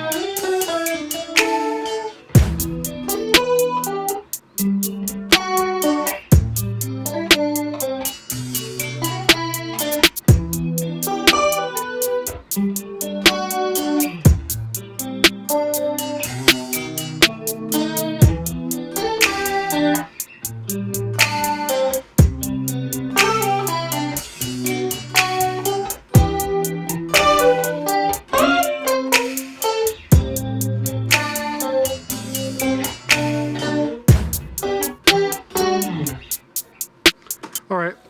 We got some vibes in there. We have some vibes in there. All right. So now, unmute that.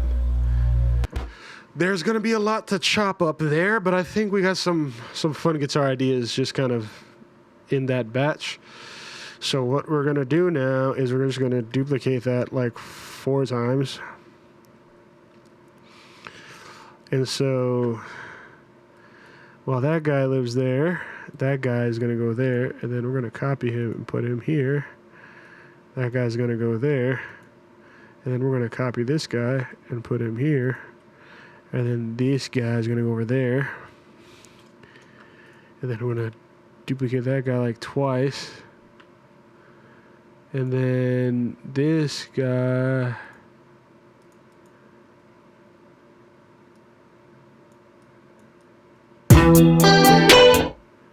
Okay. This guy's gonna go there, and then boom, bop, bip. Dope. And then we're gonna copy him to like 8. Go over here. All right, so more or less like right around here. That's kind of where we start. All right, so we're gonna mute all of those guys, and we're just gonna kind of hear the performances. I'm pretty sure I messed up a lot, but once again, we'll vibe it out.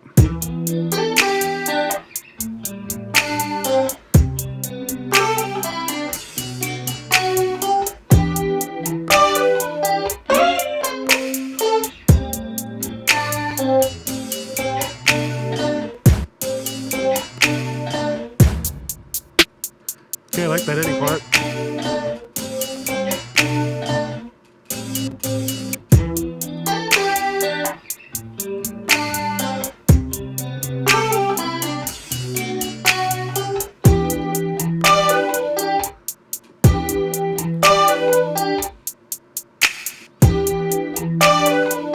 All right, there was some cool stuff in there. What's the next?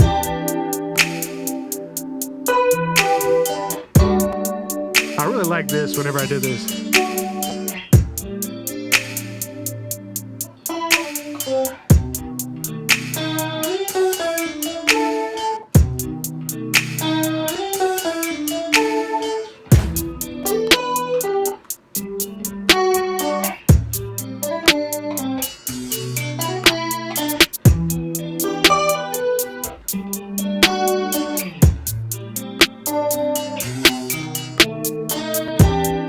I really like that. That whole second half really was kind of fun. So that's definitely a green on that one. Let's see here.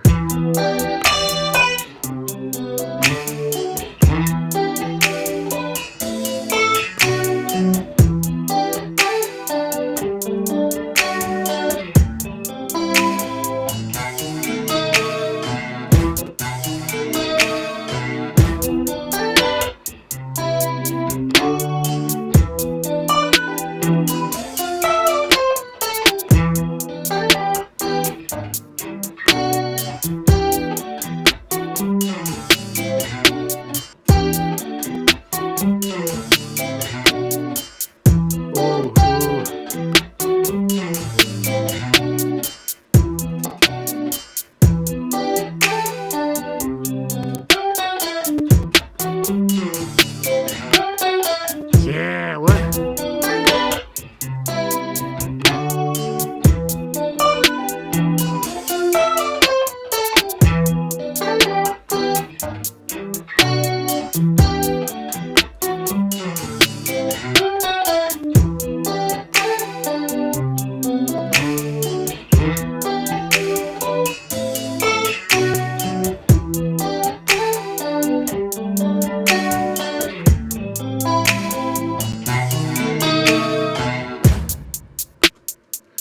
Okay, I kind of want to do something to just this sample, just because I hear it. I just feel something happening here real quick.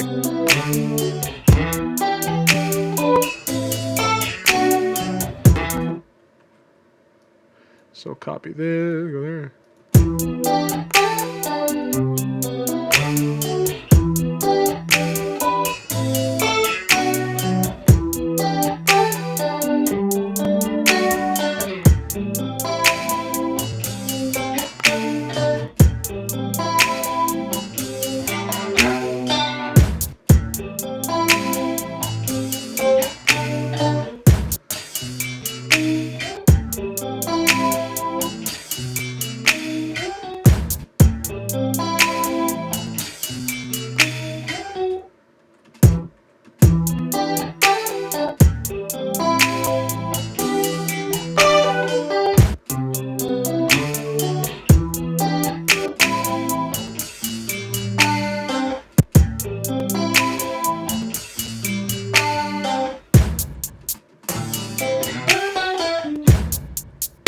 Okay.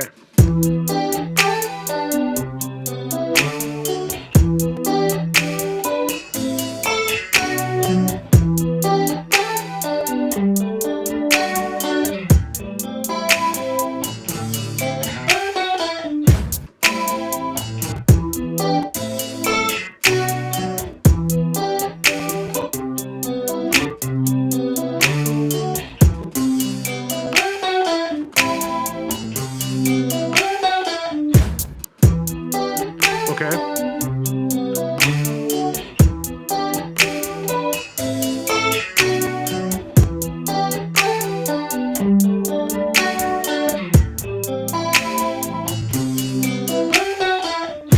Okay, I'm liking that. I'm liking that. Let's bring up the sample rate so I can actually like hear the shit back to itself.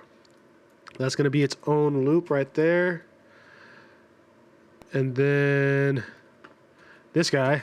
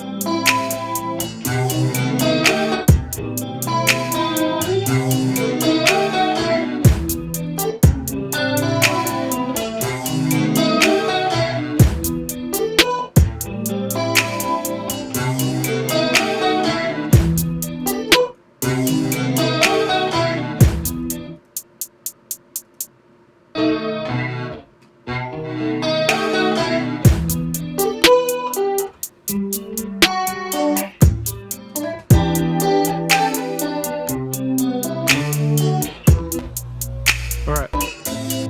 So we're gonna freeze that real quick. I think that's all the guitar parts I'll need for this loop idea. Now remember, these drums are not staying in. I'm simply having the drums in for like bounce purposes.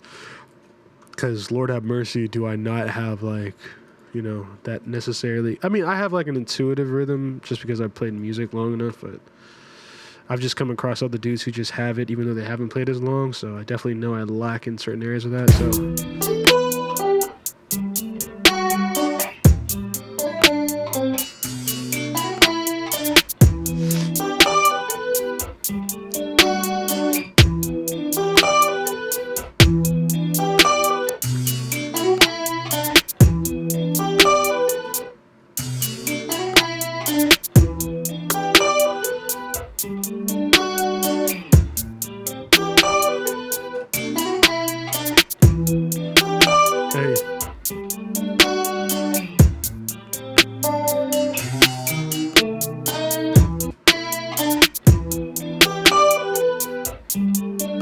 Honestly, that second snare should be on the second time through if I did it.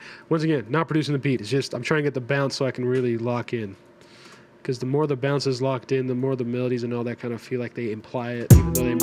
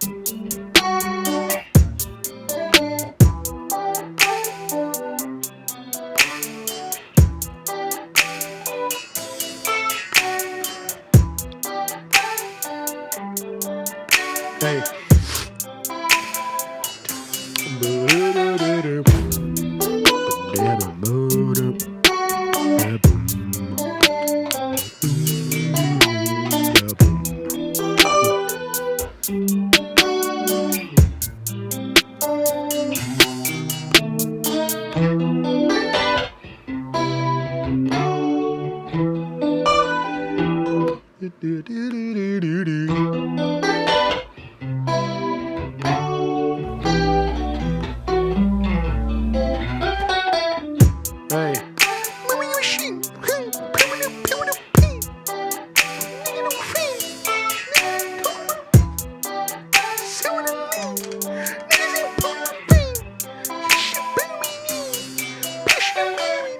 Hey, let me go cook. Let me read a book. Let me get a shook. Let me go to hook. Checking on the comment section. Y'all niggas don't cook. Niggas stay cooked. Young niggas stay cooked. What? Like, whoa, this nigga gonna start to sing, man. All right, so let's kind of punch in parts.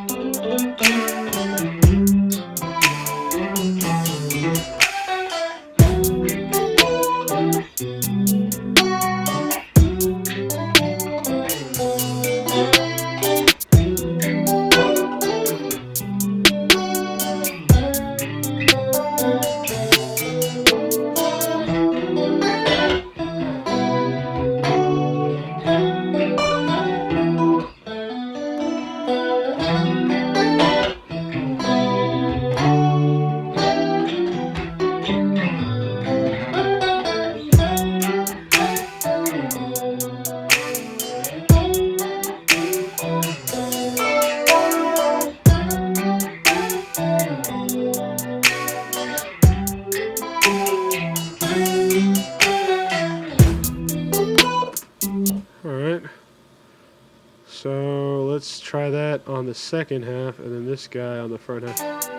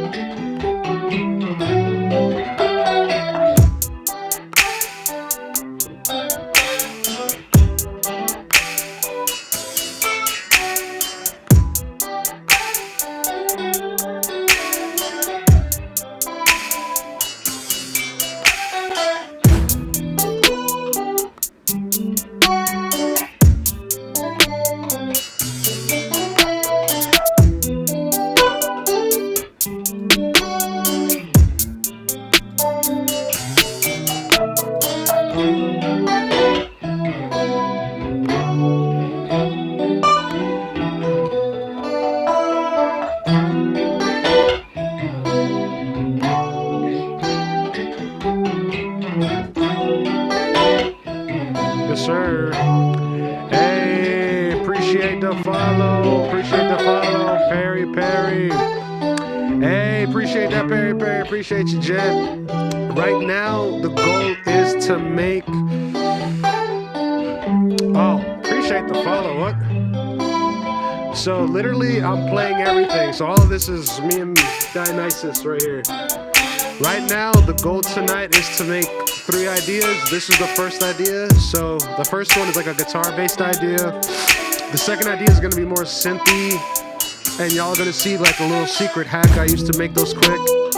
Now this beat I made, it's nothing special, to be quite honest. It's just, you know, just something to give me groove, to give the melody more vibes. And to be honest, right now I'm just writing this idea and like exploring it.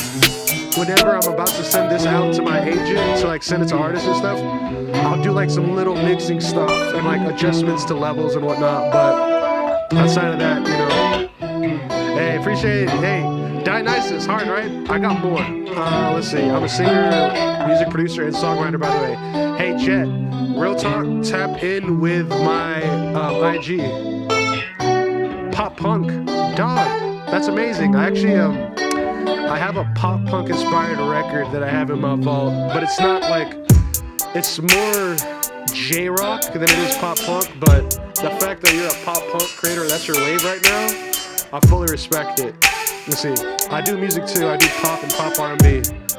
Oh, we got it. Yo, okay, so I know this is like super salesy and like whatever, but right now I have like, I've been streaming since like top of the year, January, about my loop making process and like my, pretty much this, more or less.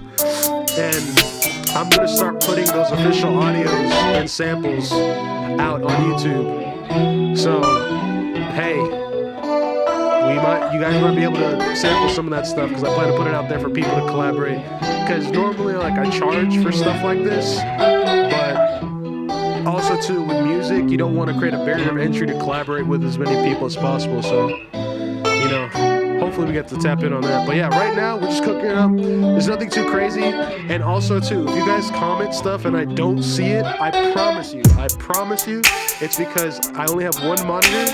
So like, imagine I'm looking at a TV screen and my phone is like the only other device I have that I can look at chat, and sometimes it's just low on charge. So forgive me if I don't immediately respond. But right now, honestly, I feel like this idea is kind of where it should be, as like a loop. Which, let's see, what key is this? I want to say it's a key of G.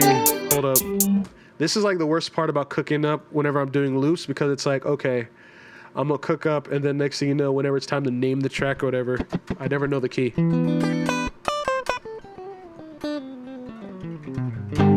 Yeah, key of G, I figured. Okay.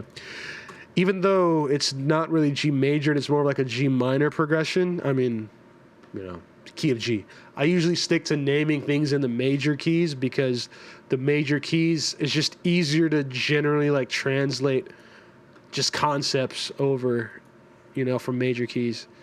All right, so this week, so last week was April 20th, so this week is week 9. So we got week 9, which is April, the week of April, like at 7, so 29. Yeah, April 29. Technically, even though really it's the 30th, but we're starting today because it's the first loop of the week. Can't be mad at it. And we're going to call this one, let's see, what should we call this loop? Holy shit! Whoa.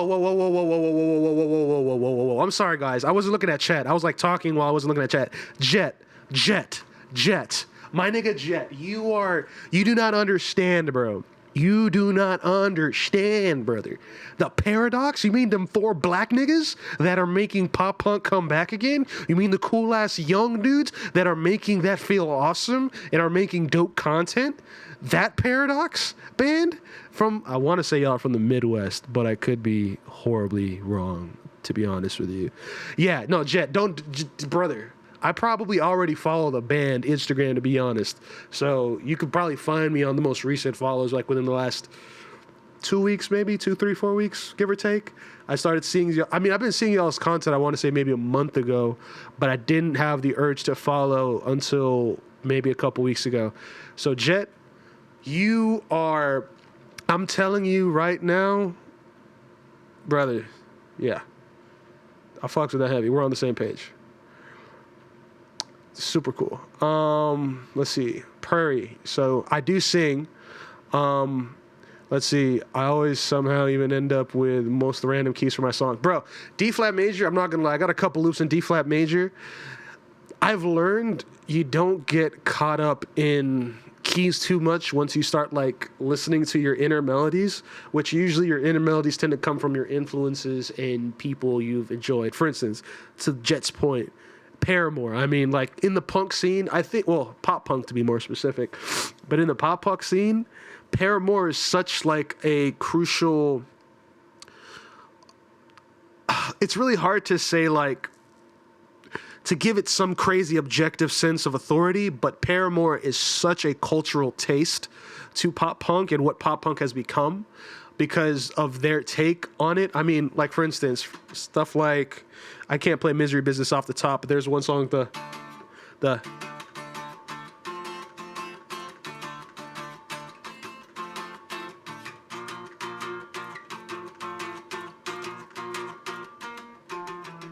I think that one's Ignorance, if y'all know that from the self-title. They just, the ideas, the riff writing, like Josh Farrow at the time, who was writing some of the riffs with, I forget the dude's name right now, who's still with the band, but both of them, the way they write riffs are very intervallic. So they have a lot of melodic options, like, or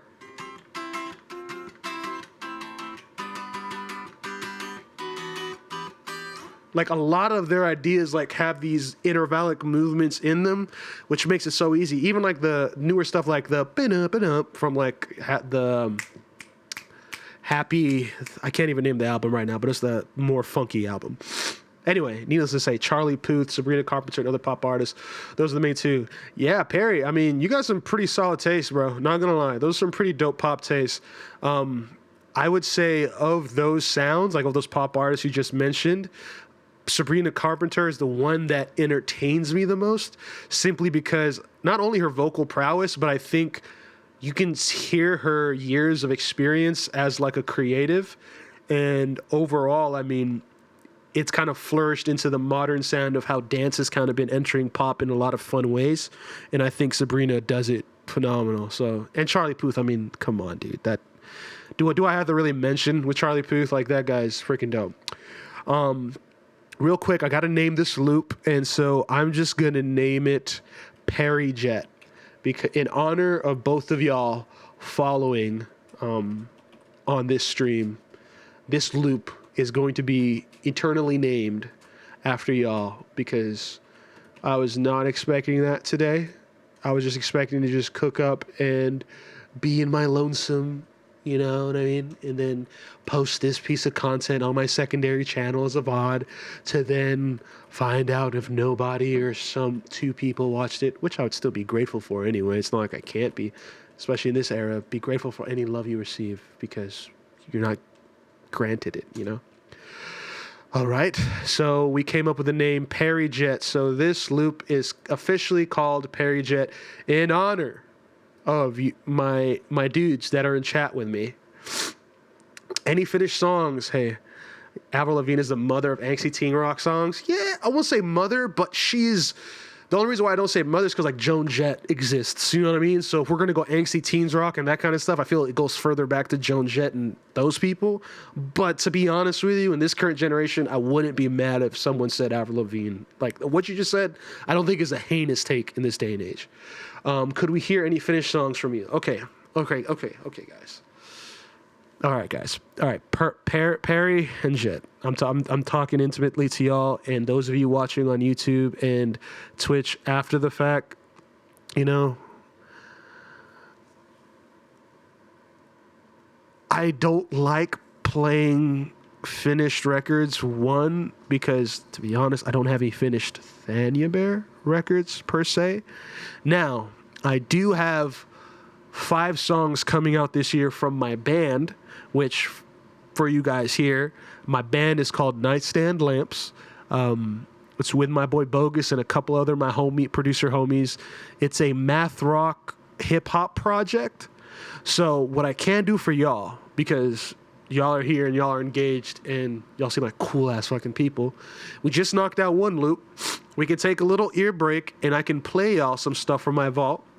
I'll play y'all 2 records off that EP it's dropping this year, by the way. So you guys are going to get first access, listen to it. They're mastered already.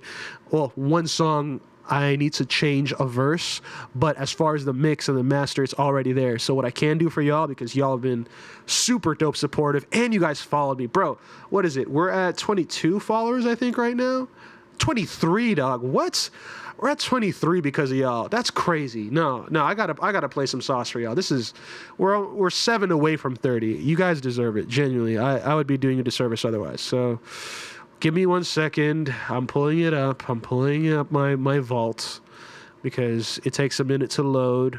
Now, don't judge the cover art,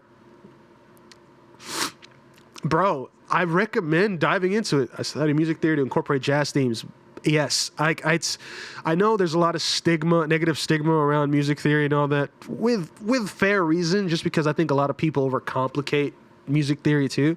Music theory is simply theory and tools to help you unlock your creativity and your voice and analyze the music around you. It should not be this like legalistic way you look at the creative process in the music world and restrict you. So if you already have that mindset on it, I think you're off to the races. If you struggle with that, just know it's a tool to help you make those sounds and understand those sounds that you hear. But I might be preaching to the crowd. So if I'm offending you with that, please, I'm not trying to offend you. It's more so just I know that other people who are in that similar position or have the want fall through some of those pitfalls, and I would never want someone I have access to communicate to fall through that. All right, real quick. Perry and Jet, I'm giving you all the option to make the call here. We can listen to the Nightstand Lamps mixtape first. Those 2 songs, which are finished songs already. Granted, I can master better now, but they are finished records. Or we can do a demo and then one of those finished records. Because I would like to share with y'all something I've made recently, but to be honest, there's no lyrics. It's just a top line that's not really well mixed, and the beat really isn't well mixed either, but I think you would get the vibe. So y'all let me know. Should we do demo first, or do you want to hear finished song first? Yeah, literally, Perry, that's kind of exactly to the point. So you're already on the right wave, brother. I'm just preaching to the crowd. That's good to know. That's awesome. But, okay, I'll let y'all kind of give it a second, but I'm curious. I'm curious if y'all want me to do a demo. Finish song, say less. We're going with Nightstand Lamps. Nightstand Lamps. So this, you guys are like seeing my whole entire like catalog right now of artists I work with. Let's see, where is Neon Cathedral? All right, Neon Cathedral.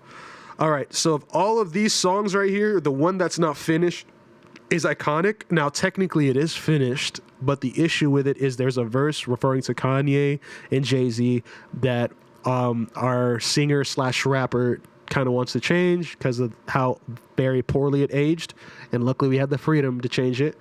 Now, as you can see, it's 5 tracks, and it's going to be a quick listen. This is like a 14-minute listen.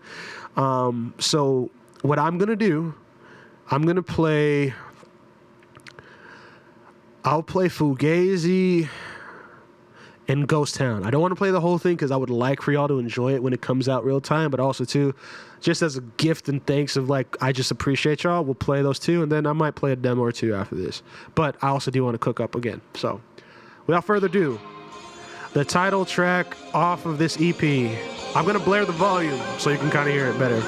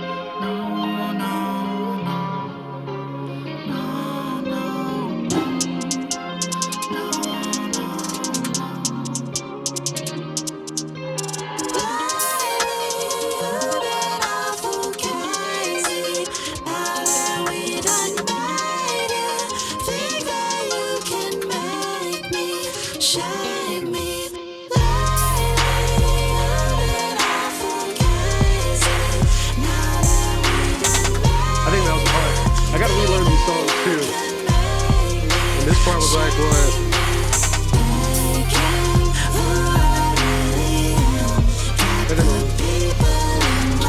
Yeah, I gotta relearn that part because that sweep is hard as fuck. Chains on my neck, rings on my fingers, life really running me right through the ringer. If words are the bullets that I'm undone. Yeah, it's definitely experimental. Like this is like our interpretation of like drill math rock. Some people don't like it, some people ain't, but that's cool. We felt it. I love it. And then sweet guitar, like shred right here. Which I can play this. I just haven't played it in a long time, so I forgot it.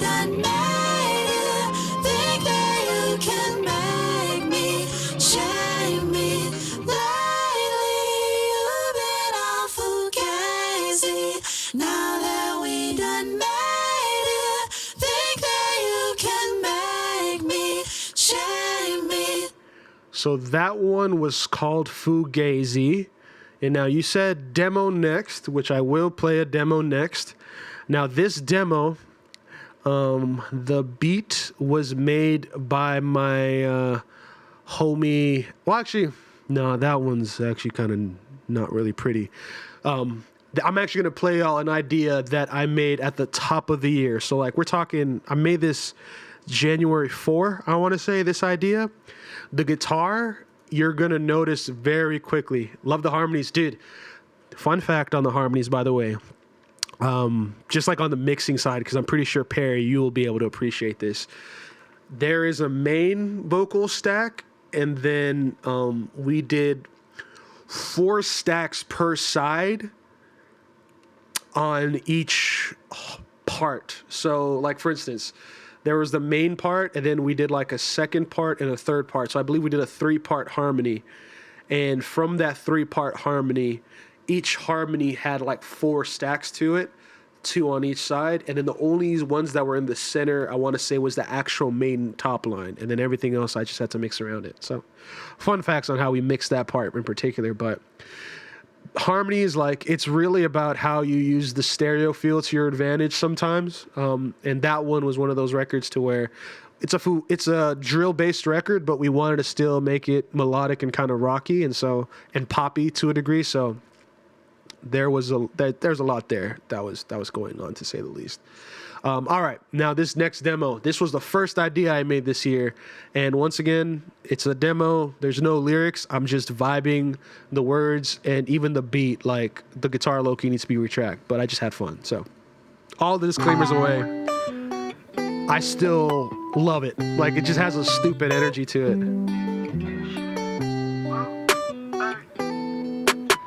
Bro, put it in chat, man. If there's a link, you can send it to me. I want to hear it.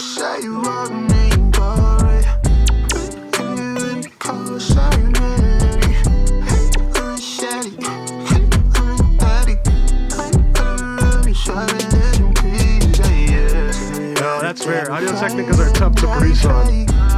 It's the low end.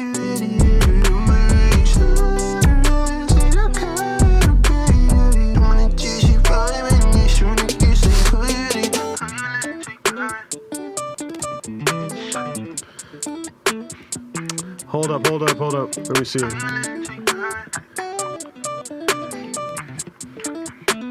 Dang it. Hold up. It blurred out the link. 1 second. Let me see if it's my settings.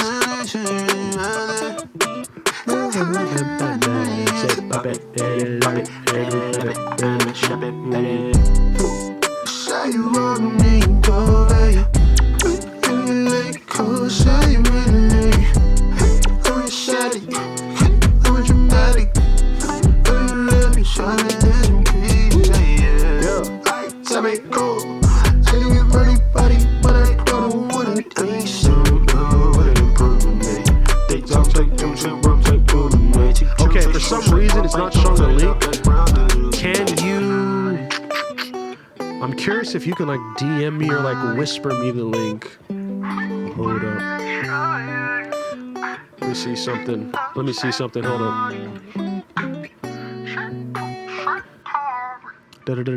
Hold up. I'm gonna pause this Let me see, because I actually want to hear this record you got. So we're gonna take the time to figure this out. Because for some reason it's like blurring it out on my stream. Because I saw the message you sent. It was like at 304 on my end, but it's like all stars, so it's not letting me copy and paste it. All right, let's think. Is there a way? Bet. Yeah, I'm gonna try DM you. Hey, great pulse. Wait.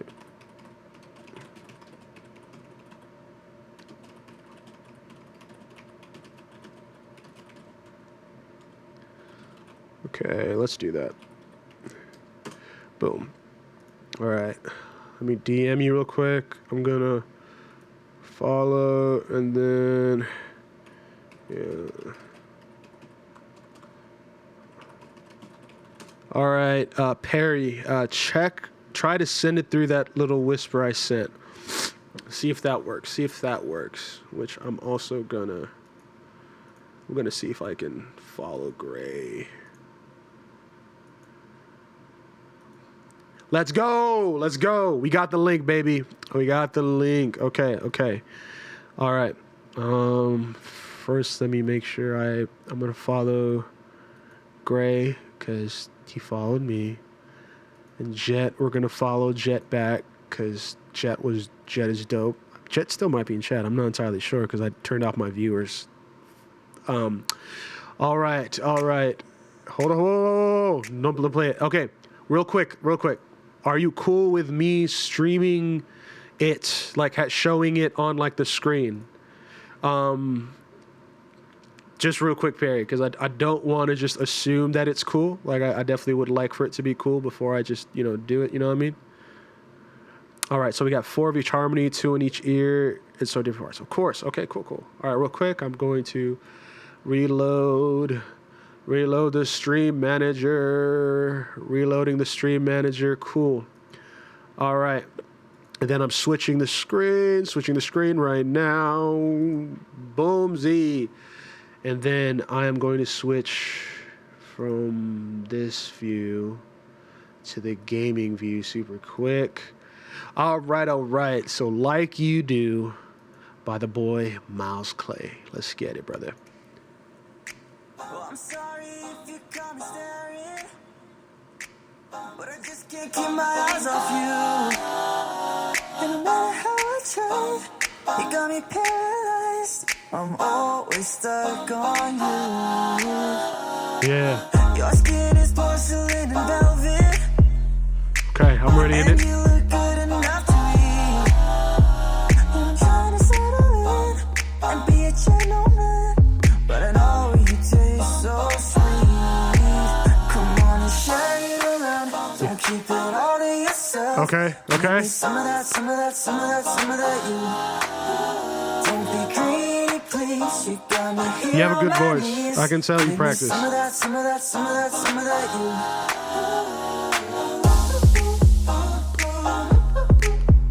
No one gotta like you. Yeah. Give me some of that you. Hey. I like to go from top to bottom, and everything that's in between. I wanna know what's in your mind and what you dream at night. I'll hold you close to me, baby. Okay. Come on and share it around. Don't keep it all Yeah, to this you already got good arrangement here, which I like a lot. Some of that you. Don't be greedy, please. You got me here on my knees. Give me some of that you. Okay. Man, I got some. Okay. I actually really like this idea.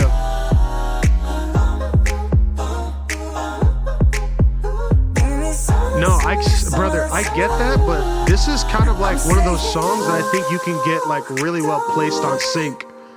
I gotta get you close to me. Cause like these ideas like are solid.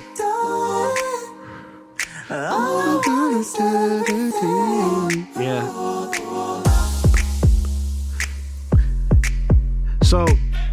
This is okay.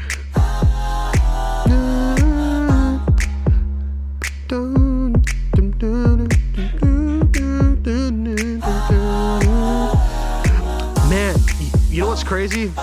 No, I'm gonna let this rock because I understand because you know there's quite a bit that could be done on this record in terms of like the production and like having moments and whatnot, but like the style of record it is and your talent.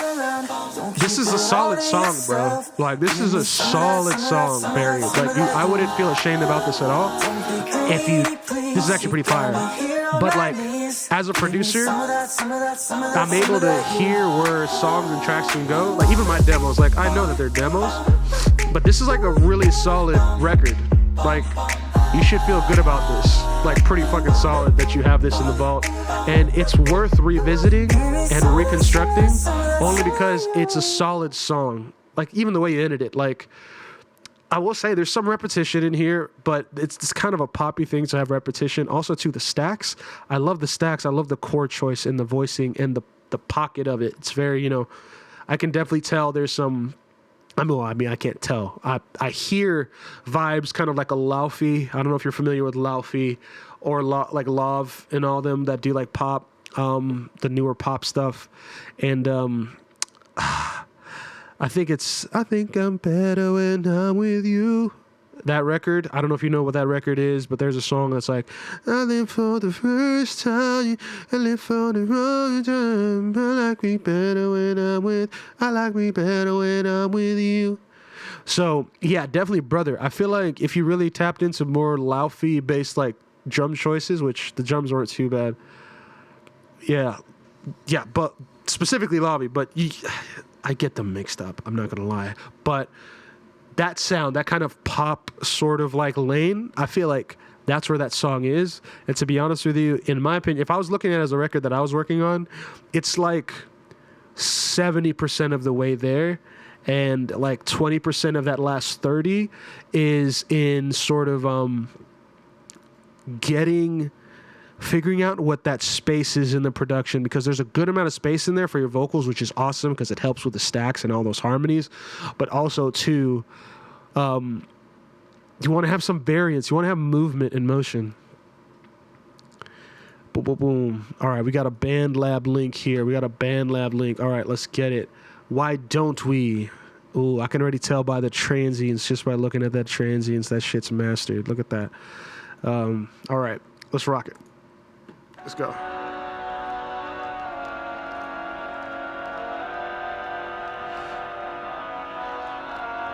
Here's a situation that's been weighing on my brain.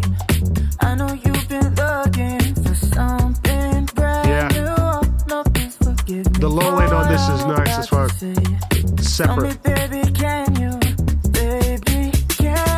give me one good reason why you don't give this a try? Girl, there's no point in feeling guilty. Oh, okay. I'm asking, can you keep an open mind? No, we got nothing to hide. So, girl, why don't we spend a little time in the middle out on the floor? Yeah, never done it like this before. Come on, girl, why don't we love right now just a little? 'Cause you deserve so much more. Yeah, never done it like this before. This is definitely a better song. Let's not waste another moment, baby, take a chance. I know that you feel this, 'cause I feel it too. But you be sitting like you forgot how to dance. Think of what we can do. Baby, can you give me one good reason why you don't give this a try? Girl, there's no point in feeling guilty. Oh, I'm asking, can you keep an open mind? No, we got nothing to hide. So, girl, why don't we spend a little time in the middle out on the floor? Yeah, never done it like this before. Come on, girl, why don't we love right now just a little? I love that movement. You deserve so much more. Yeah, never done it like this before. Come on, girl, why don't we? Baby, we can take it slow. Anything you want, yeah. Long as you're right here, right with me.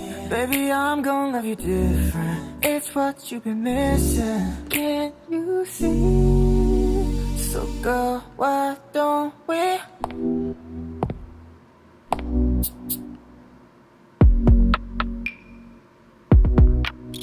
Okay. Messing with the stereos field. I love that. Girl, why don't we spend a little time in the middle? Middle out on Yeah, the vocal production is much better. Girl, why don't we love right now just a little? 'Cause you deserve so much more. Yeah. Never done it like this before. Come on, girl, why don't we spend a little time in the middle? That's been middle out on the front. I know you've been looking for something brand new. Love right now just a little. 'Cause you deserve so much more. Yeah. Never done it like this before. This is a pretty solid song. Now, I'm not gonna lie.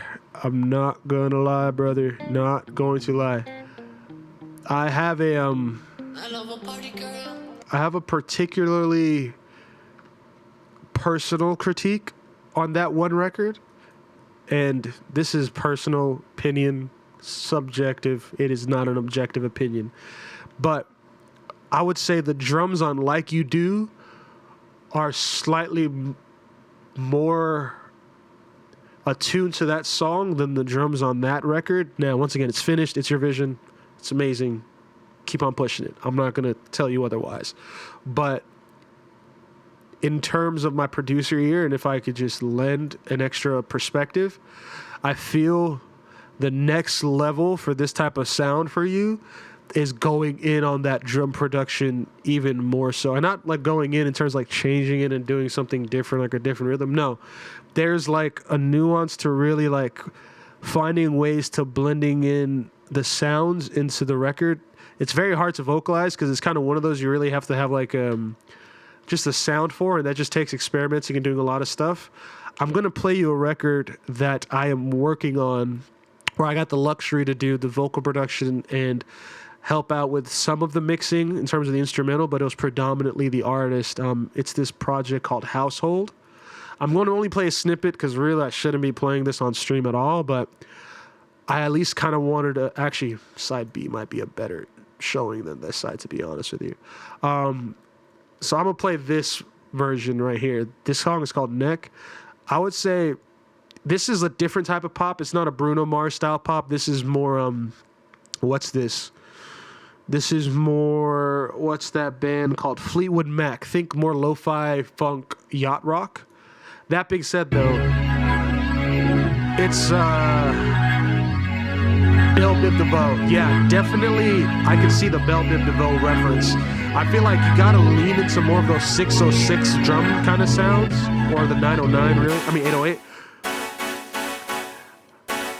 So one thing that working on this record that I'm playing right now, in particular, notice how there's like verb on the drums, but they have like, it's not as punchy and transient, but there is punch and transient to the drum.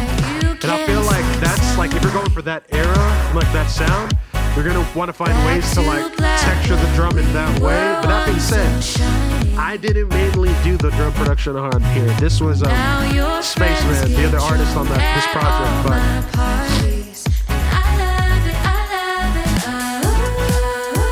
So notice how it's like, even though the drum sounds dry, there's like a room that they're in, and it's a mixture of different drum verbs and like saturation and tape plugins.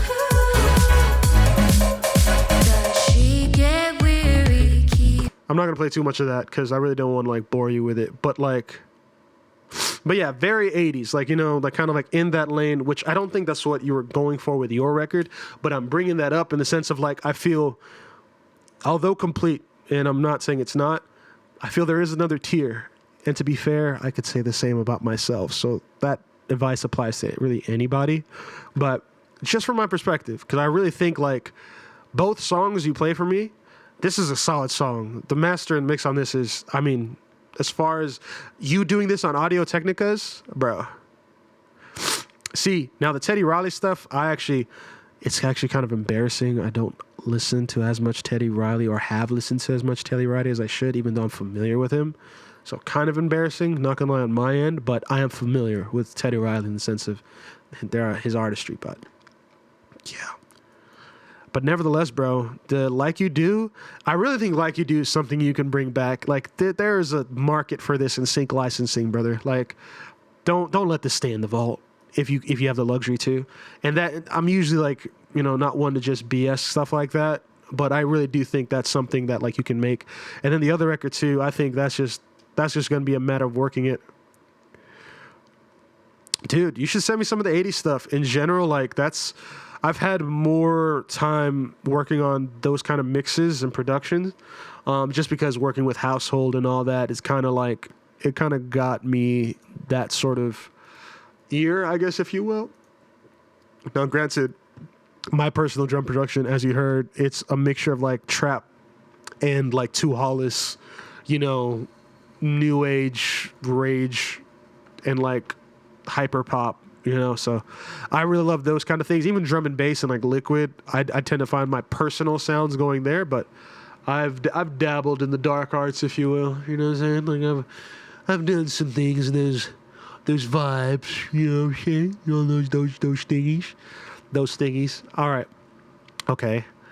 Boom, boom. Just sent another vibe. Cool. Why don't we... Oh, hold up. I think this is Why Don't We... Let me try the other one. Wait. I think you may have sent me Why Don't We twice. Or was that other one named... Hold up. I might be tripping. No, yeah. I think you sent me Why Don't We twice. Hold up. Yeah. There you go. Okay. Now I got the other guy. Give it to me. All right, let's hear this. What we got?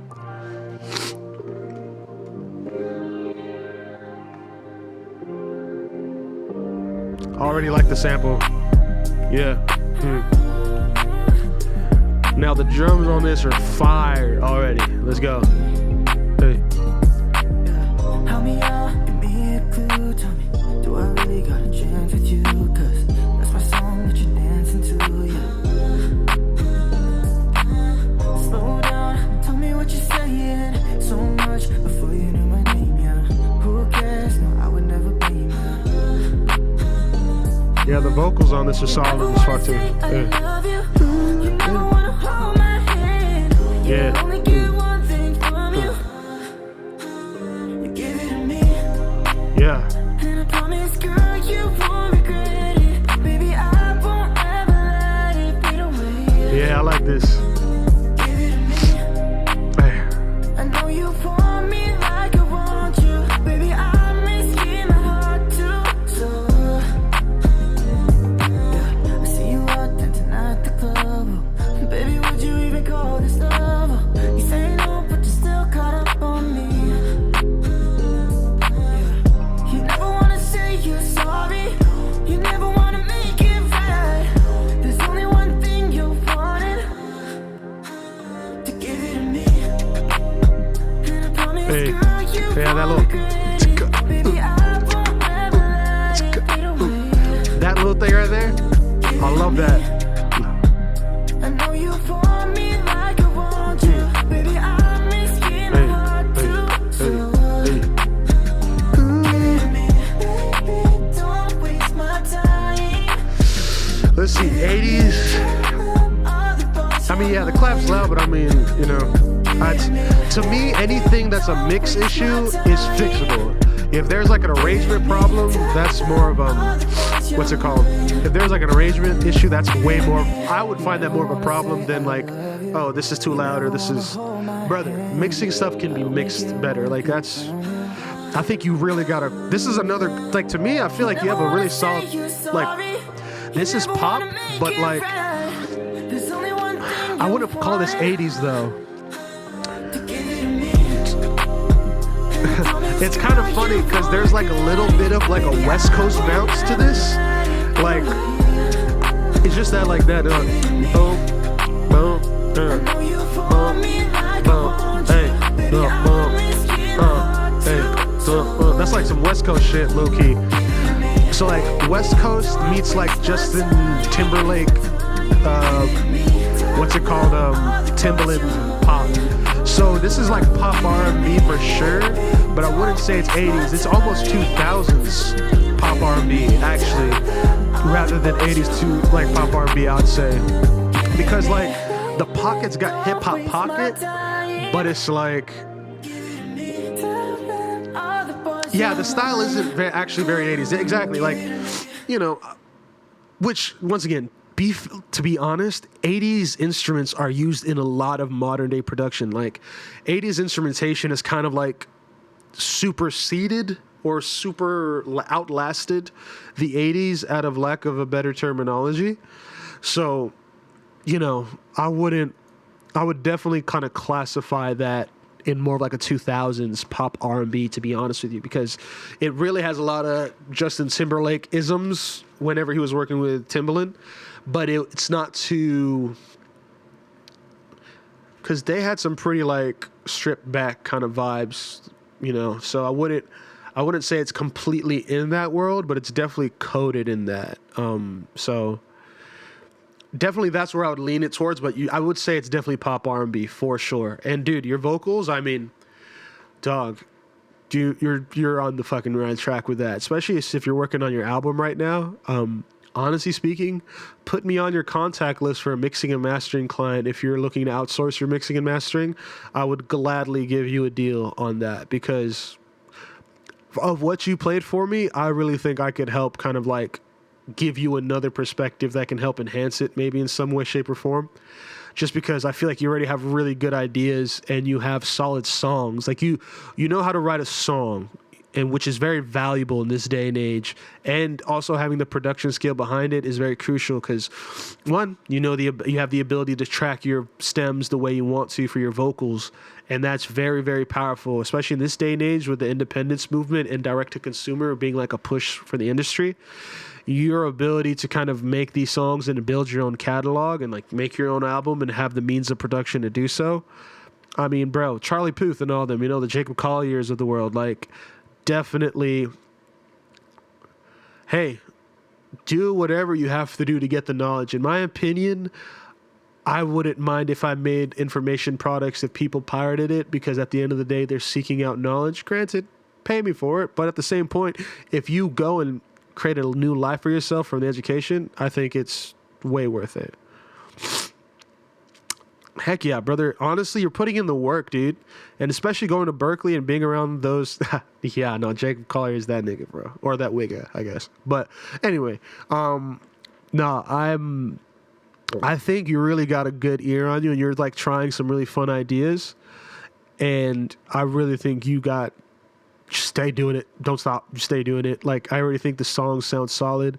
Obviously they could be polished more, but to be honest, that's only because after working in the industry, granted, I'm not fully in the industry yet, but I've worked with enough guys in the industry to be like, okay, dude, to be quite honest, you being able to do all that already, you're in a really good position. Just continue to refine it until it's so undeniable that, like, for instance, you should want niggas like me, just like, bro, send me more. Like, I want to work you. I want to send your stuff to labels, yada, yada. I want to make money off your music. Like, when you got people acting like that, that's how you know you're like, okay, I'm doing that shit. And even if you don't, you should feel like that about your shit regardless. So I think you're on that shit. Yeah, bro. And the fact that you use Pro Tools too, you're about to get so much industry work, dog. I use Ableton, as you may see. If you're not familiar with Ableton, this is Ableton, what you're seeing on the Twitch stream. But yeah, dude, just having Pro Tools, and I'm like, brother, you have very valuable skills. You have very valuable skills. You can monetize that, bro. Oh, and you're 19, bro. Dude, I might actually be hearing about you on radio in the next year or two if you keep on this strategy and make content. If anything, please follow me on Instagram. Hopefully after the stream or whenever you can at your earliest convenience, bro. I want to just stay tapped in with you, like genuinely, because I really think you can do some stuff. And also too, for your finished records, like, what's it called? Why Don't We? I think that one you said was a finished record. If you need some people to work your records with sync, me and my team, we're working, what's it called? we have some sync licensing connects that we've been submitting to over the past couple months. And I'm always looking for artists to non-exclusively work their music, which, as far as the business terms, we can talk about that at a later date, to be honest with you. But definitely, bro, like, stay tapped in. Especially if you write songs as you've been writing, like you said, for 2.5 years, bro. Like, I think right now, as an independent artist and someone who is not tied down to a label or anything of the sort, your main sort of like goal should be what you're currently doing right now, which is building a catalog of music that you enjoy and in a style that's very easy for you to do really well and high quality. And, just start selling that, start putting it out there. Because with sync licensing, that is kind of like the 9-to-5 bag money of like a creative such as yourself, where you have the talent, you're able to track.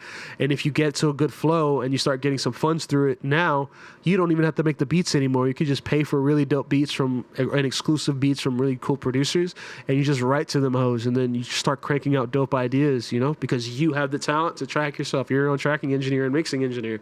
You know what I mean? So yeah, brother, stay tapped in. I would love to be a mixing engineer or mastering engineer for you, should you need that extra ear or the extra talent. And I'll do a test mix and test master for you, so that way you can be like, hey, am I actually all of what I'm saying, or am I just talking out my ass? Trust, I would gladly do it. Cool. Just followed. I'll make sure to follow back. Now, right now, I'm already kind of over what I would normally do for streaming, but I at least want to knock out one more idea. So really quick, we're going to knock out a melody, another loop. We're going to hold off on doing a beat, even though the other idea had drums. I'm going to take those drums out. They're just there for vibe. They weren't there for necessarily for what I was trying to do. So what we're going to do here, I think the tempo I'm going to go with for this idea, let's see.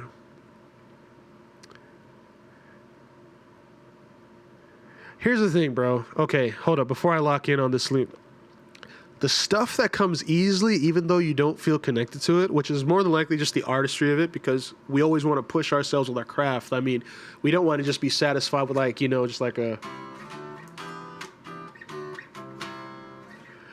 But, dude, if it comes easy, bro, do it. Especially if it sounds dope and you love it, put that shit out, bro. Don't let that kind of like cripple you from like doing something that just comes naturally. Like for me, pop punk shit comes naturally. I can write pop punk riffs relatively all day, but it doesn't mean I should do it all day. You know what I mean? Like, oh, let me rephrase that, because that's actually not what I meant to say. It doesn't mean I shouldn't do it all the time. It just means I'm aware that that's what I'm capable of and that's what I'm skilled at. And so whenever I need to tap into it, I'm capable. There's a level of confidence with it, but you shouldn't feel bad that it takes a little time. If anything, that should low-key motivate you to make way more ideas in that lane and just let the numbers game do its thing. So, yeah, I mean, once again, that's just my thoughts on that. But overall, that's really dope that's kind of a sound that you've kind of gotten down to a point to where you can really, really, really kind of, make some shit shake with that. That's pretty dope. Now, real quick, for this idea, we're going to knock it out relatively quickly, and you're going to be like, yeah, Eddie, you don't have to knock it out pretty quickly, but I am. And I'm going to use a cheat, because cheating in music doesn't matter as long as you do it with taste and intent. And that's kind of really messed up in any other situation, but when it comes to music in particular, it's not all that bad. It really isn't, especially some of the shit I've seen and heard. All right, so this guy right here, Ripcord, this shit is like the sauce for real, dude. All right, resampling, MIDI. Should I do resampling or Ripcord? Hold up. I'm going to pick, let's see, what should I pick for my instruments? We're going to pick, I could pick Serum 2. Actually, I am going to pick Serum 2 because there's some synths I still kind of want to mess around on there. Okay, we got that connected, and then now I'm going to sample that in Post FX. All right, and then I'm going to also record enable that. Awesome, awesome. And let's see. For this idea,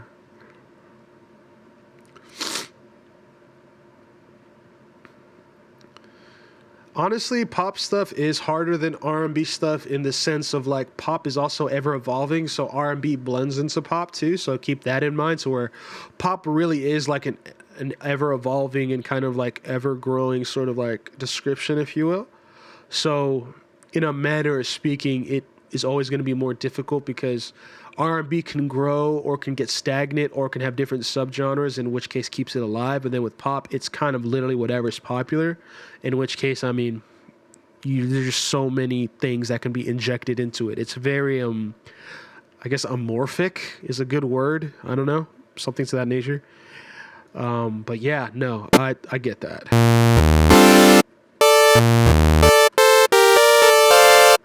Okay. All right, cool. We got ripcord set up. Now let's find some patches. Let's see. I'm gonna want organ patch because. All right. Now that we got the organ patch. All right. Okay.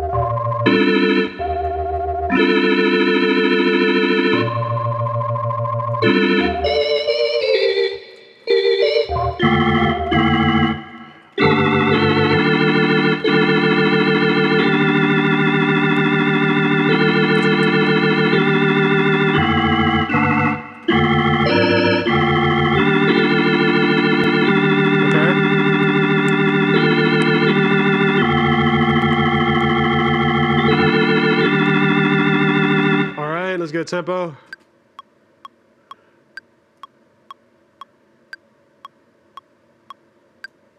Okay. And then we're going to add some drums to this because drums always add a pocket that just helps with production, in my opinion. And I think that's very crucial. Having a pocket whenever you're producing. It just helps.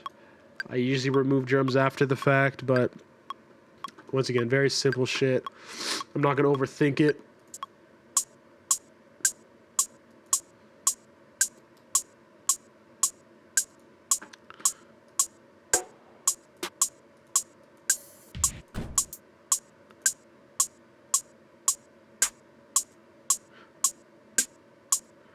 Okay.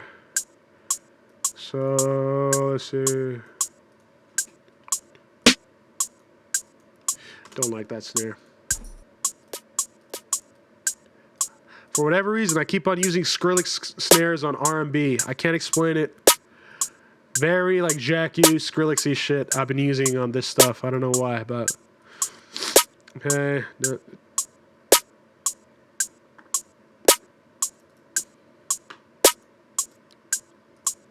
And then we're gonna add another layer of hats.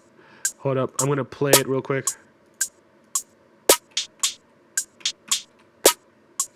Okay, 2, 3, and.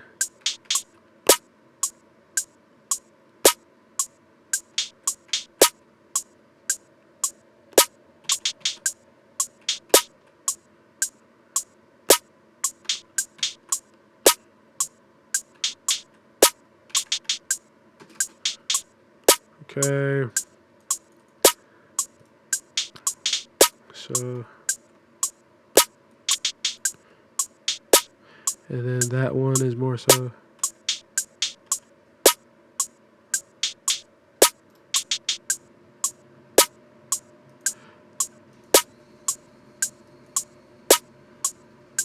Okay. Same thing over here.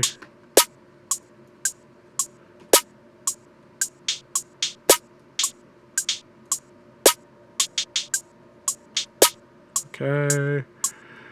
And then I just kind of want to okay, and then we're going to quantize that on like a 16th note triplet. Just get that going towards a 16th note triplet. Okay. Once again, just super rudimentary, like just hi-hat patterns, you know. Just trying to get somewhat of like a bounce.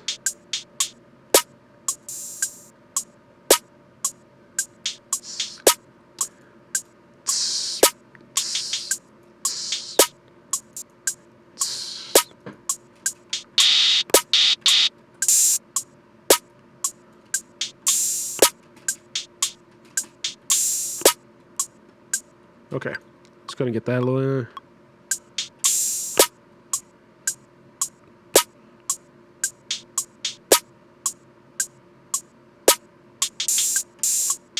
Actually, I don't like that. I'll just use that one part on the 4 and then just have it loop. Okay, and then just one more audio sample just to add some movement in there. So like what? Like, let's see, just something unnatural or just with more stuff. So let's see. Already found it. All right, so what I'm gonna do there is I'm gonna cut that up a little bit.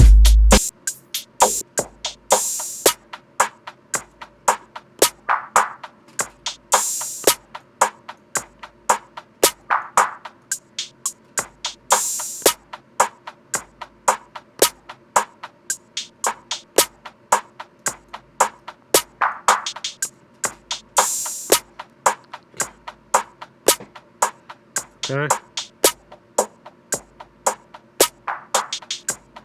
Okay.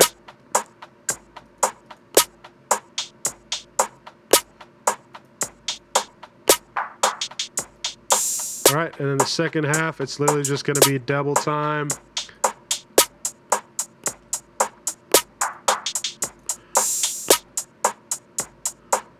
Super basic. I just want something to just get bounced. I'm not trying to think too hard about it. And then let's see.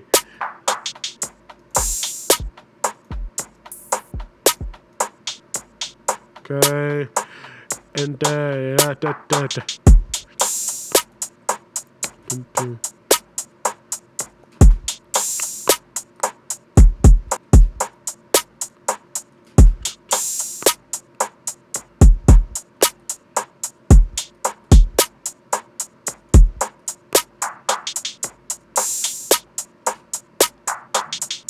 Very cool. That's a decent level right there.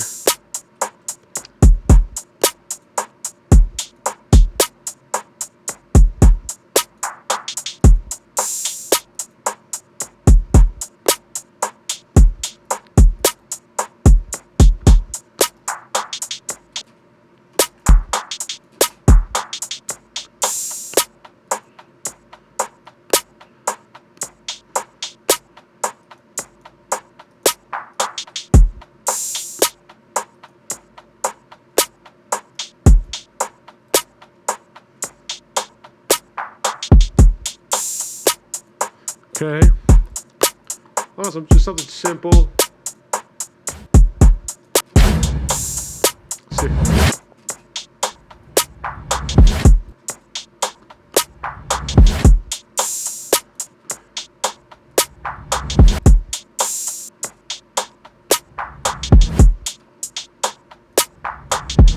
Okay, and then we're just gonna add another impact.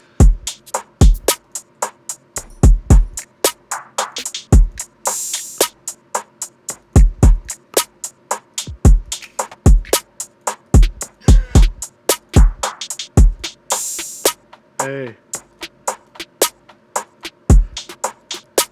All right. All right, cool. That's kind of all the vibes I need, really, to be honest.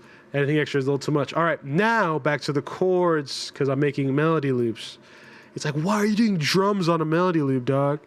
It's cuz, bro. Like, it's kind of what makes the melody sound fire. All right, let's hear it.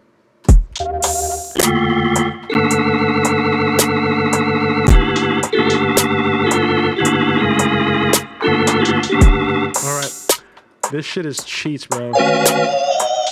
Normally I would play on a MIDI, but I'm not in the studio, so.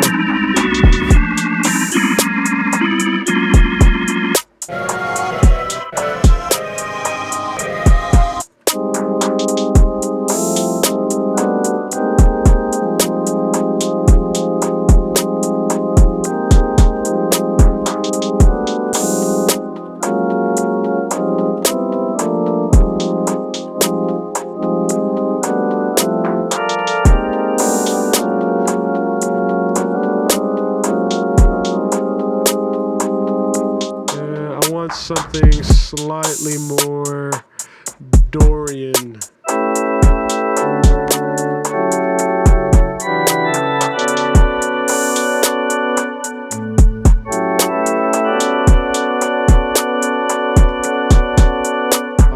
And then now we want to make that, not as pretty. So let's just do some adjustment.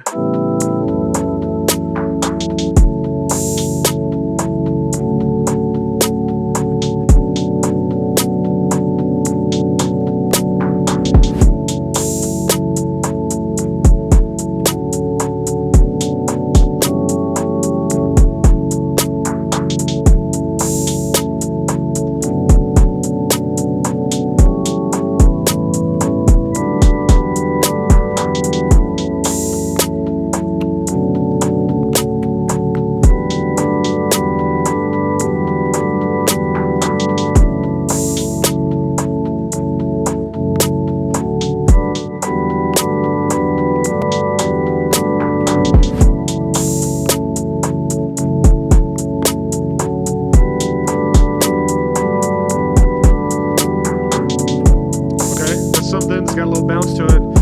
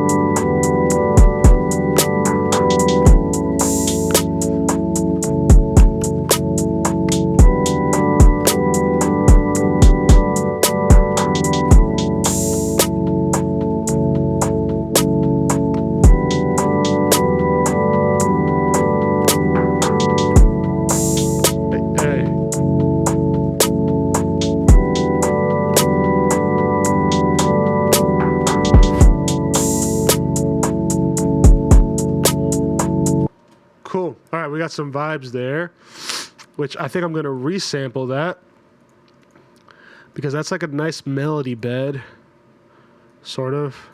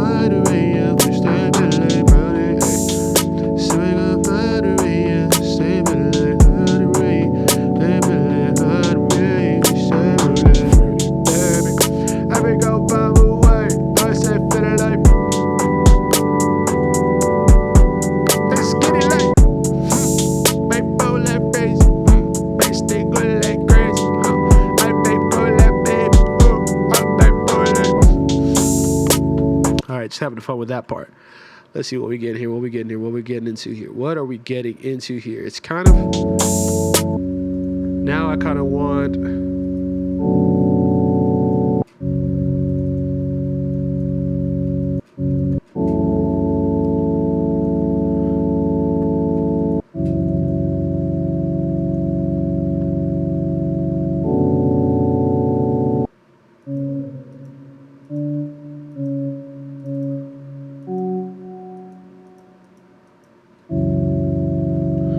Okay.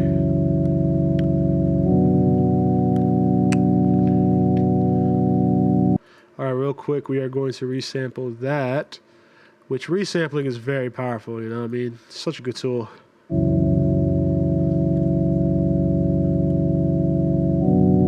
Say it ain't like it, baby, no you don't. Okay. I like that more as like the intro. And then I like this other, more fuller one probably after this section. So now we kind of have somewhat of like the loop right there.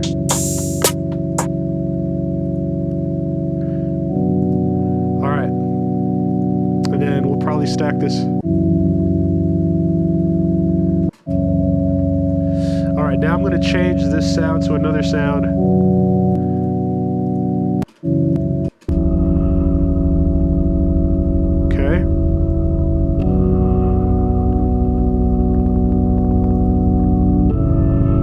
Yep, I already like that sound, so we're going to resample that as well. No input. Sometimes you just gotta, I'm not going to lie, I don't overthink it. I just like, if it sounds right and it feels right, I'll manipulate it till it feels good, so. Say it ain't so. I will not go for too long. Hey, baby, go feel it like, baby, go feel like Weezy. Baby, go feel like Weezy. Believe me, totally leave me, girl, believe me. Say go ride the wave, or will you say it breezy? All right.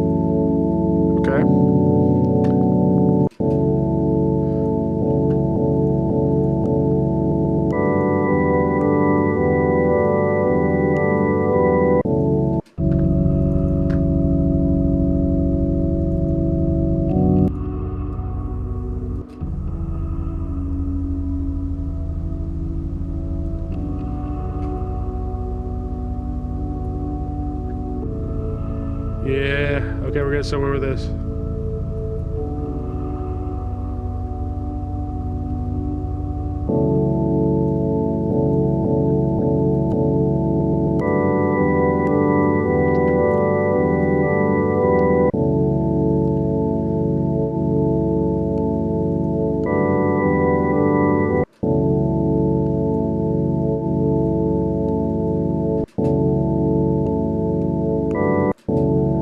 Peace.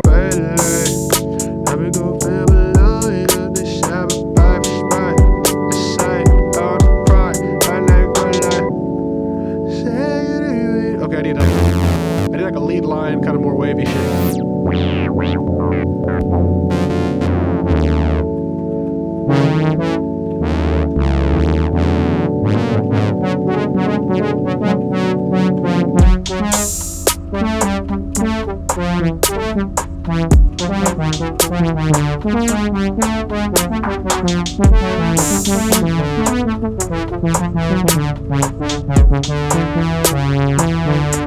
right, now I need a different sound.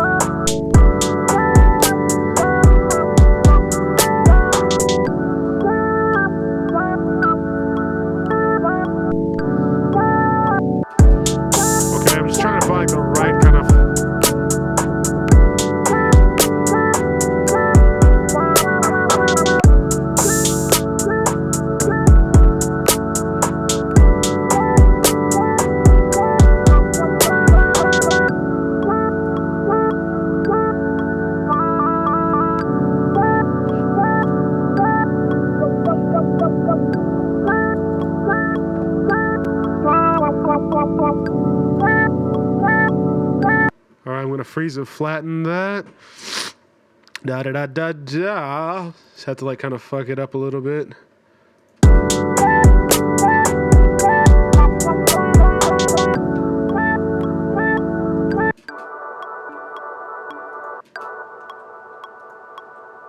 Alright, so then we're going to have that be like reverse riser. We love being economical with our Ableton reverb tail ends.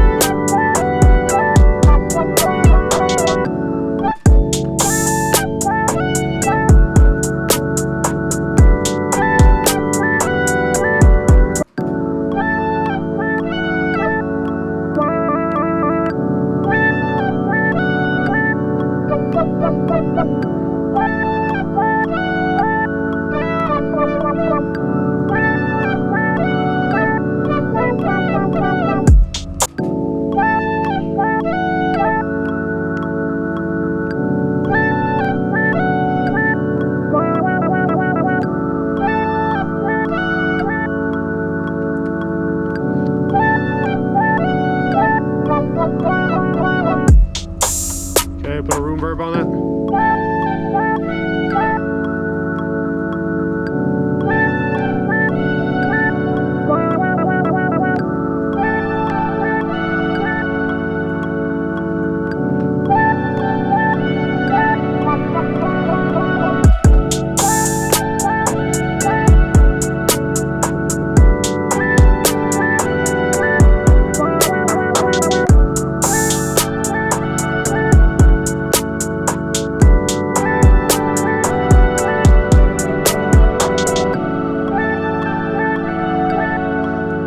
Honestly, I like that more simple.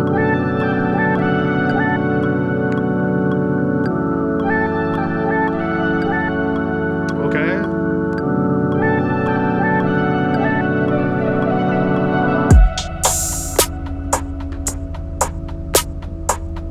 Okay. We get somewhere with this melodic idea right now. Hey, hey, hey.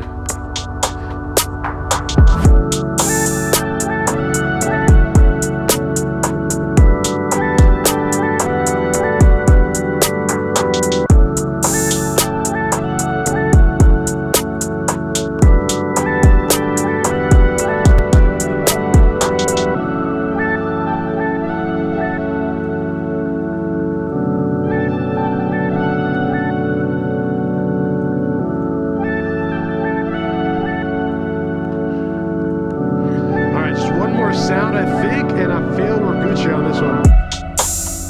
Hey, hey, hey, hey. Maybe let's throw maybe a faded keys. We'll see what happens with faded keys.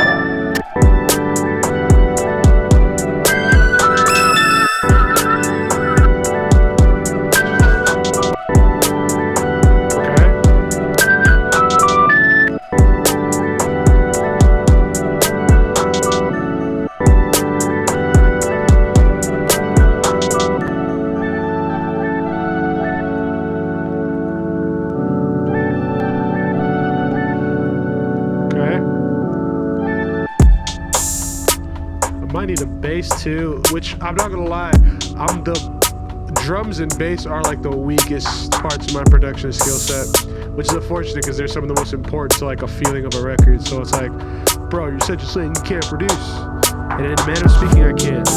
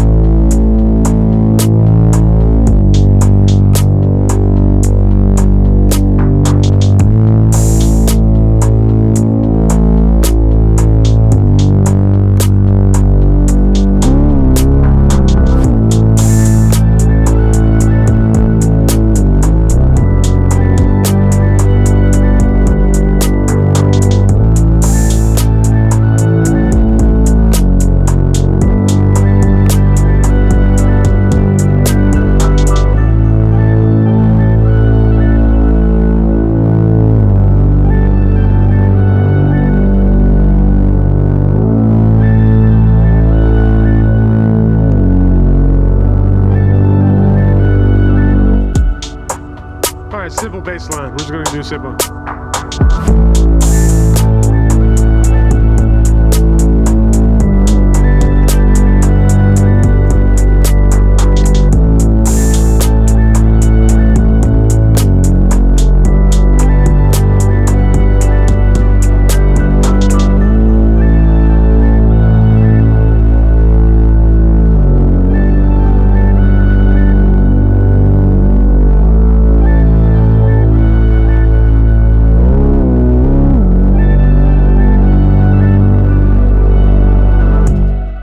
Just gotta simplify that just a little bit, but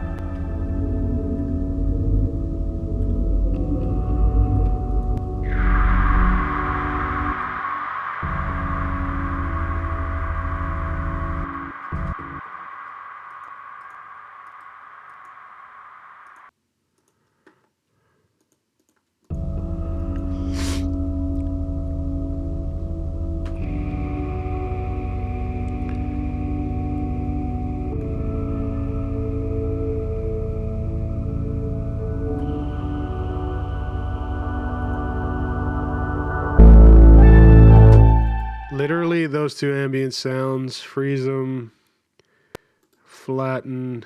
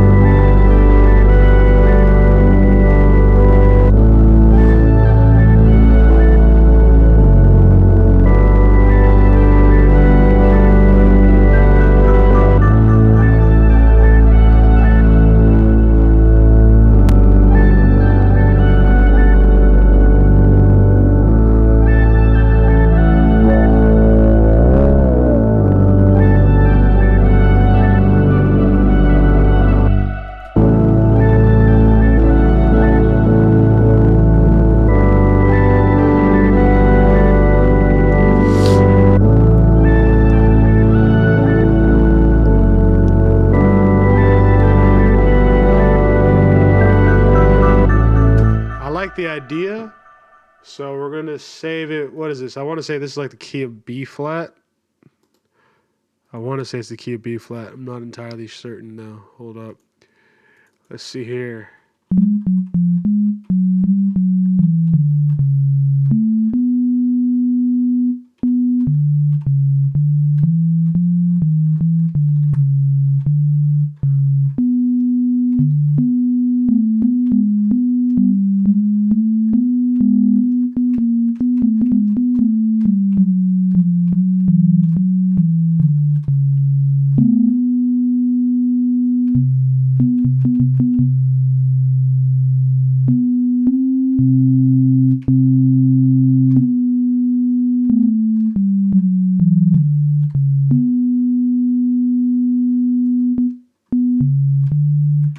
Key of D major, technically. Yeah, D major. D major. All right, and then we'll call this one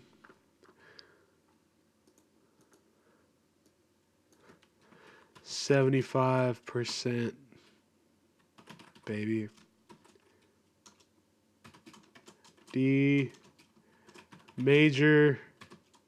111 BPM, produced by ThaniaBear. Awesome possum. We'll wrap up on the second loop idea, because although I can make a third beat, which I don't mind making a quick one, I would like to, have it be saucy to some degree.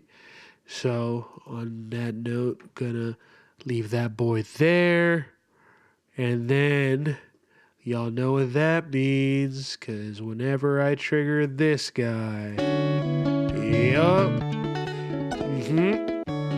everybody knows what that means whenever you hear that. What does that mean, Daddy? That means we are at the end of the stream / video. One, shout out to Gary Popes, shout out to Pear Perry, and shout out to the boy I Am Jet, as well as shout out to my dog, Newark Bell, all for coming through chat, saying what's up, and also following. We literally went from 20 followers to 23 followers in one stream. Pretty big deal, but on top of being a pretty big deal, we also made some fun ideas, got to listen to some new music. I'm excited. Perry followed me. I'm going to follow him right back. And we hope to stay in connect, I'm really excited. He's, learning, going to school, 19 years old too.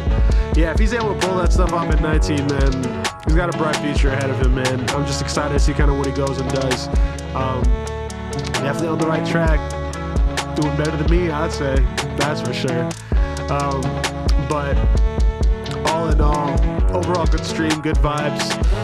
But with that being said, it's your boy ThaniaBear, aka Natty, aka that nigga, and it has been a pleasure making music with all you guys.